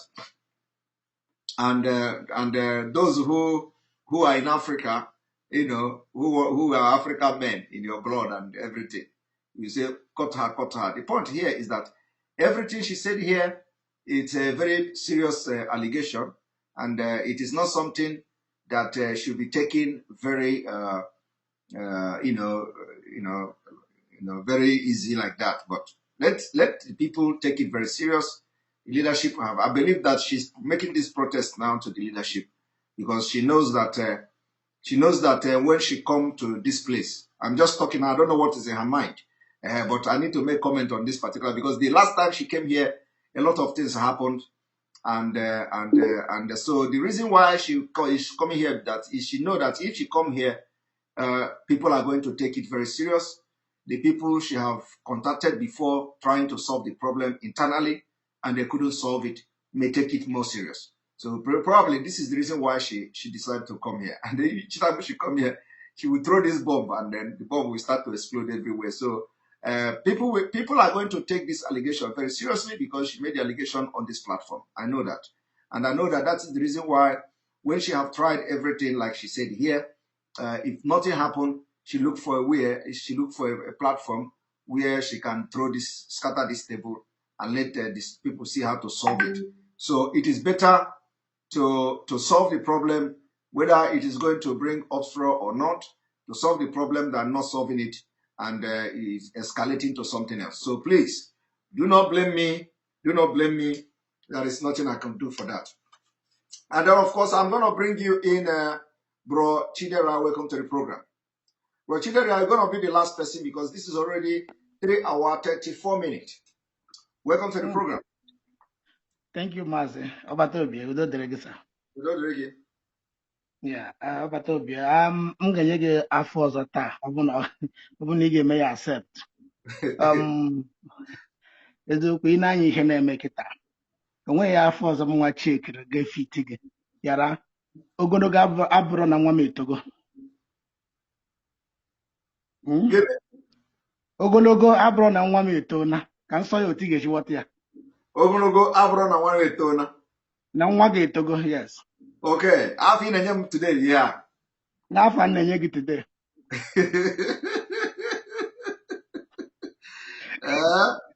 Ịnụkwa enye m afa na ogologo abụrụ na nwa gị etogo. Yes. Onye bịa kpọọ gị ya, onye isi ya na-arụ n'abalị a ga-aghọta m na-ekwu. Ogologo abụrụ na nwa m etogo. Ya, okwu dị n'ihe m na-ekwu. So onye maazị, ihe m ga-agwa gị na mgbede a, I just want to ask a question to you direct, sir. Go ahead. Southern governors, they have 17 states. And the presidency asked them to give them, I think they have gazetted about 25 states for open grazing reserve. The first question I want to ask you, Simon, you may not treat this matter today, probably tomorrow or anytime you feel like. If 17 governors in the South are saying they're going to sign up, some of them have been signing it now, open grazing ban, so that what is happening to our people will stop by the Fulanis. Why is a Southern governor, what is a Southern governor doing in the committee of the people that will be involved in bringing in the going to look about that particular 25 states? Does it mean that this particular governor that was signed in from the South is against what the Southern governor are doing, or what?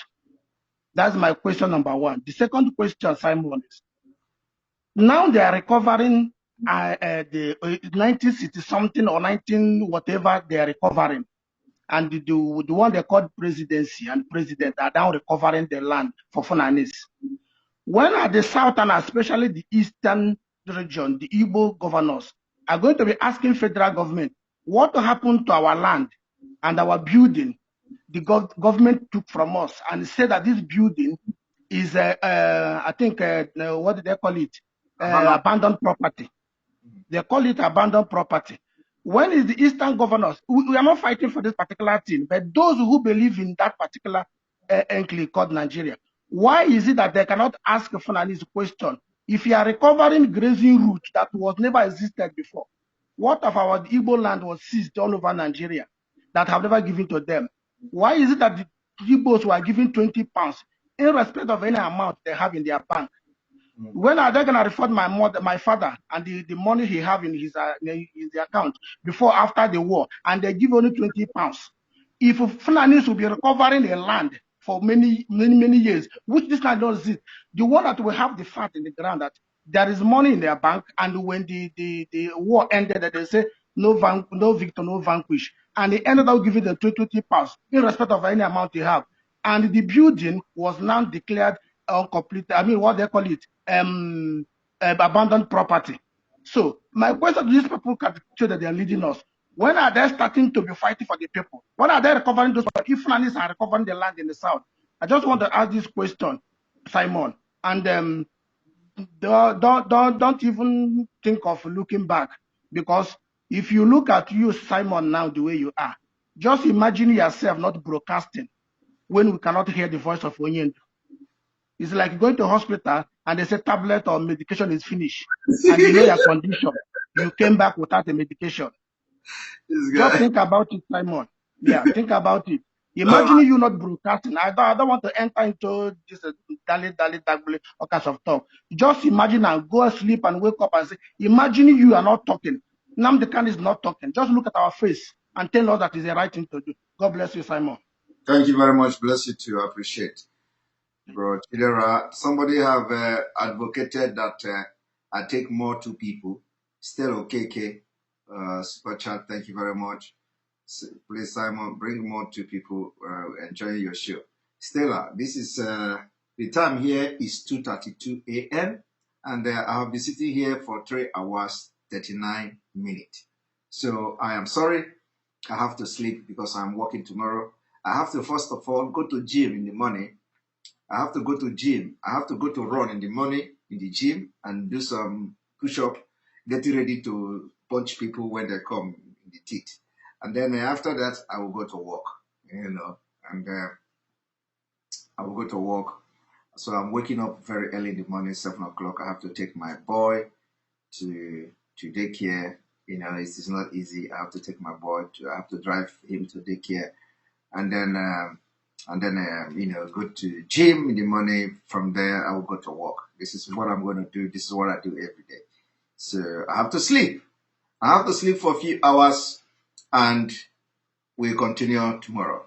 You see, I told you people that the day our leader was kidnapped, when we get the information, that I asked God to give me strength to make sure that we push the media. And I don't need to tell you what is going on. You have seen it yourself. I've been able to do whatever I'm doing to the best of my ability, in addition to other people who are broadcasting all over social media, propagating the Biafra struggle and all that. So we are not lacking anything. I think we have been doing quite well. So while others are busy on attacking me, I'm busy propagating the Biafra struggle, and I will not be distracted. It will continue like this until our leader is free and our leader is out from the DSS. So we are not relenting at all. We'll continue to make sure that the Biafra struggle, we will do everything we can, to win this battle, and at the end of the day, we will see ourselves in Biafra land. So I'm now Tobago, but we are not going to lose focus. We're not going to lose focus. They are going to come in their thousands, and as they are coming, they will be falling by this side, they will be falling by that side. I will be marching forward. We'll be marching forward. I beg again, and I plead again. Stop attacking me. Stop attacking me. You are only wasting your time. I am unshakable. There is nothing you can do to shake me. There is nothing you can do to shake me. I give my word to Mazi Nnamdi Kanu. I said, I will be the last person to disappoint you. I will never disappoint you. Mazi Nnamdi Kanu told me, Simon, I know. So, if you are thinking that you are going to make elephant fly tomorrow to push Simon Ekpa to the red line, I will cross the red line and come back. If you think that you are going to push Simon Ekpa to the wall, and Simon Ekpa will start pushing back, you will push me to the wall, and when I get to the wall, I will disappear. And then reappear again in another place. So if you think that what you have done so far, and you know that, okay, if you do another one, this one, you have to pull another string now. If you want to go to work now, okay, now let us, because you see, Biafra have reacted. I don't need to reply anything. I don't need to address anything. The Biafra people have replied and they have reacted. And the result is there in the internet. The result is there in the internet for everybody to see. So I don't need to begin to talk, but Biafra people have reacted and you have seen it. Biafra and the IPOB people, all of them have reacted and everybody is seeing it. So if you think that you have to go back now to go and re-strategize, please, you are wasting time. I don't want Biafra to turn against you. I still know that the politicians that are sponsoring this crisis, if they want to sponsor crisis, because as a matter of fact, I don't think there is there is no crisis. But for politicians who are sponsoring this thing, trying to, because they know what Samonepa and other people and you can do. If we really begin to do what we do, like when Onyendu is here, politicians know that, within 6 months from now to December, Nigeria will be on its knee. What we're going to do, and I believe it is still possible. So let us not allow the politicians to sow the seed of discord, seed of hatred. I am not against anybody. I have never against anybody. I have never insulted anybody. I have never criticized anybody on this program. I have never kicked against anybody. I have always respected the DOS. I have always respected the IPOB worldwide. I have always respected them. I have always respected them. But what I'm getting is disrespecting me, insulting me from all corner, from particular people, not the head of directorate is a very good guy. Chike Dozem, I respect him, and I continue to say it. I respect the DOS. These are the Biafra leadership. Okay, but please stop attacking me. Stop attacking me. I have not done anything to attract this your attack. Everywhere is Samonepa. If you hate me, stop attacking me, because the more you attack me, the more you attract that thing you don't want Samonepa to get, to come to Samonepa. Because what you are attacking me is that you don't want people to listen to me and all that. So please stop attacking me. And like I said, before I end this program, I want everybody, because maybe people watching me now did not watch me. They didn't come here when I was making this program. I want to say one thing before I end this program. I said, everybody have made sacrifice in this struggle in their own way. A lot of people have paid with their life. A lot of people have paid different way. A lot of people have paid with their money. A lot of people have sacrificed financially. A lot of people have sacrificed in different ways. Okay? But everything somebody does have reason. And when people are taking certain decision, please try to respect their decision. When people are taking certain decision, listen to them. Every leadership must have a listening ear. Listen to complain of people, listen to people, and if somebody have any reason why he is not doing a particular thing, listen to that person. Reason along with that person, and everybody will live in peace. Everything anybody does today, there is a reason for it. There is a reason for it. Nobody pays more, nobody sacrifices more than the other, but some people have sacrificed more, which is those who sacrifice their life. Mazinam Dekano has sacrificed everything. He has sacrificed his home, he has sacrificed his father, he has sacrificed his mother, he has sacrificed his freedom, he has sacrificed everything. And now he is also sacrificing his own freedom in Nigeria. And like I said, those who are banking on me going to some place, I want you also to put myself in your shoe. Those people who is coming to you now to lie against me. We want them to come and do what I'm doing. Let them show their face. Let them show their face. They go to Nigeria, they enjoy. I don't go to Nigeria. I don't enjoy. I want to enjoy in Africa too. There are things that I cannot do. They are doing it. It's not because, yes, somebody say I'm making my video too long these days. Yes, because that is the only way. That's why I say when after this video, some people will cut the video. Some people have to cut the video and share it, because this is not the time. This is not the time to come and make video to 1 hour. I have a lot of things to explain, and 1 hour is never enough. And you can imagine I'm sitting here for almost 4 hours, 4 good hours. And it has been happening every day. And I thank you for noticing that. So this person say, Simon, you make your broadcast longer these days. What is the comment? Simon, you make your broadcast longer these days. Yes, it is like that because of the situation of things. It's like that because I am not here to just rant and go away. No, I want to hear. I am coming online so that when after you watch the program, you have something obsessed. You have something to talk about. You learn something. You understand something. I'm not coming here to say, okay, I have 1 hour. Let me manage. I go. No. And that is where I said, I pray to God to give me the strength to do extraordinary things, and the strength is here.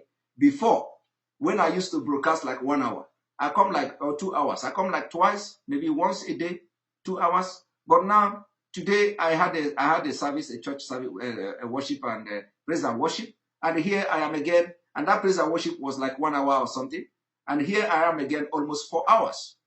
Okay, so please. Stop fighting me.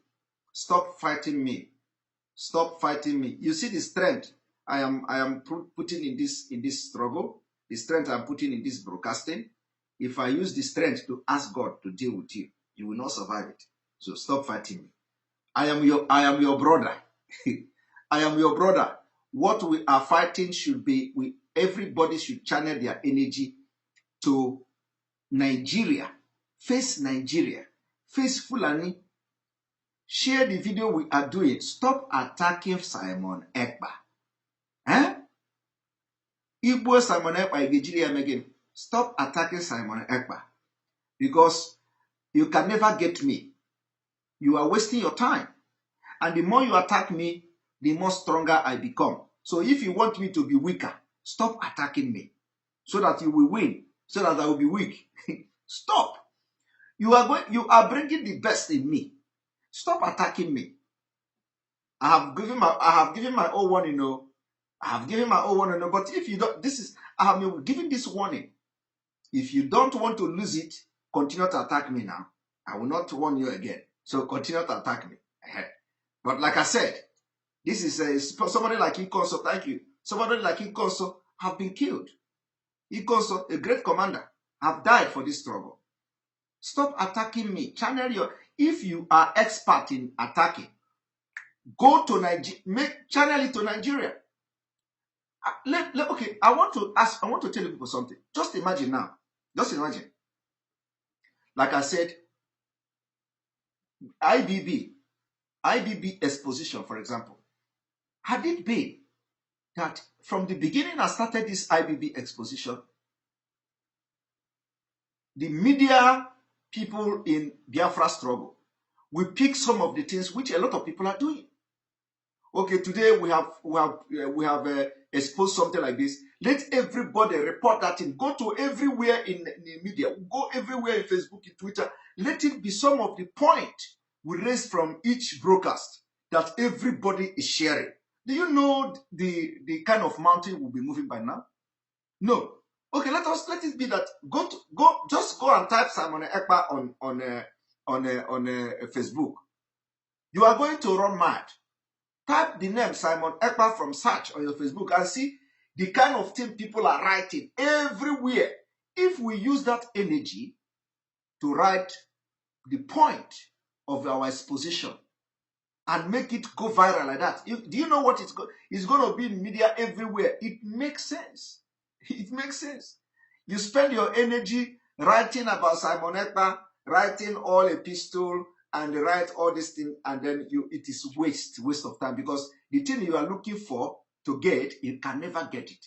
You see, you have wasted all the energy, you have wasted your strength in writing those things because you think that I'm going to turn my back on the struggle. You think that you are going to push me out like you push other people. You cannot push me. So you're wasting your time. And I'm telling you now to stop, because you will continue to waste your time, and people are turning against you. Biafra people are turning against you. And this is going to happen. If you say you are stubborn, if you say you are very, very stubborn and very, very arrogant, my brother, arrogant, I get it. If I want to be arrogant now, you will be surprised. And if you say it is stubborn, my name is Ikpoki. Go and ask people what is Ikpoki. They gave me Ikoki as a name. If you want gentle, I will give you gentle, classical gentleman. Anyhow you want it, a man of many colors. Anyhow you want it, I give it to you. And when I give it to you really good. So stop attacking me. You can never get what you're looking for.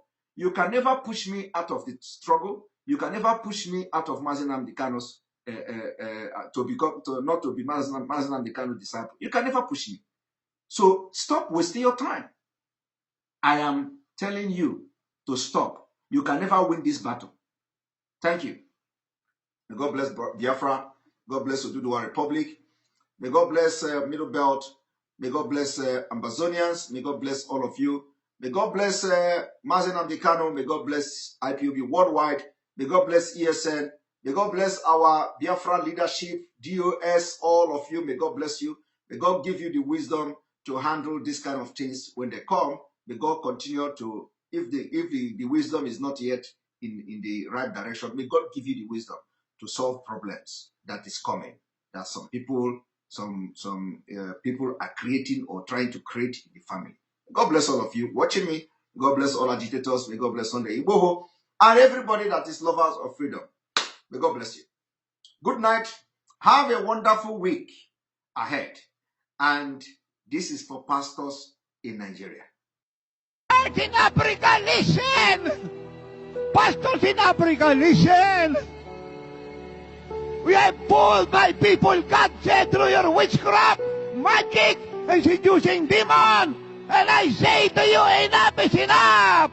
Judgment is coming to you, pastors in Africa. Judgment is coming to you unless you repent now, God said. We have deceived my people. You have proselytized my sons and daughters. You seduce them and bring them to immorality. You teach them to rebel against me. You have seduced them. Enough is enough, God said. Enough is enough. I will turn the country to humility. And every false shepherd will be removed in the church. And every seducing leaders will be removed and cut up in the land. And I will raise up another. Will teach my people to love me, to serve me, to worship me, and to obey me.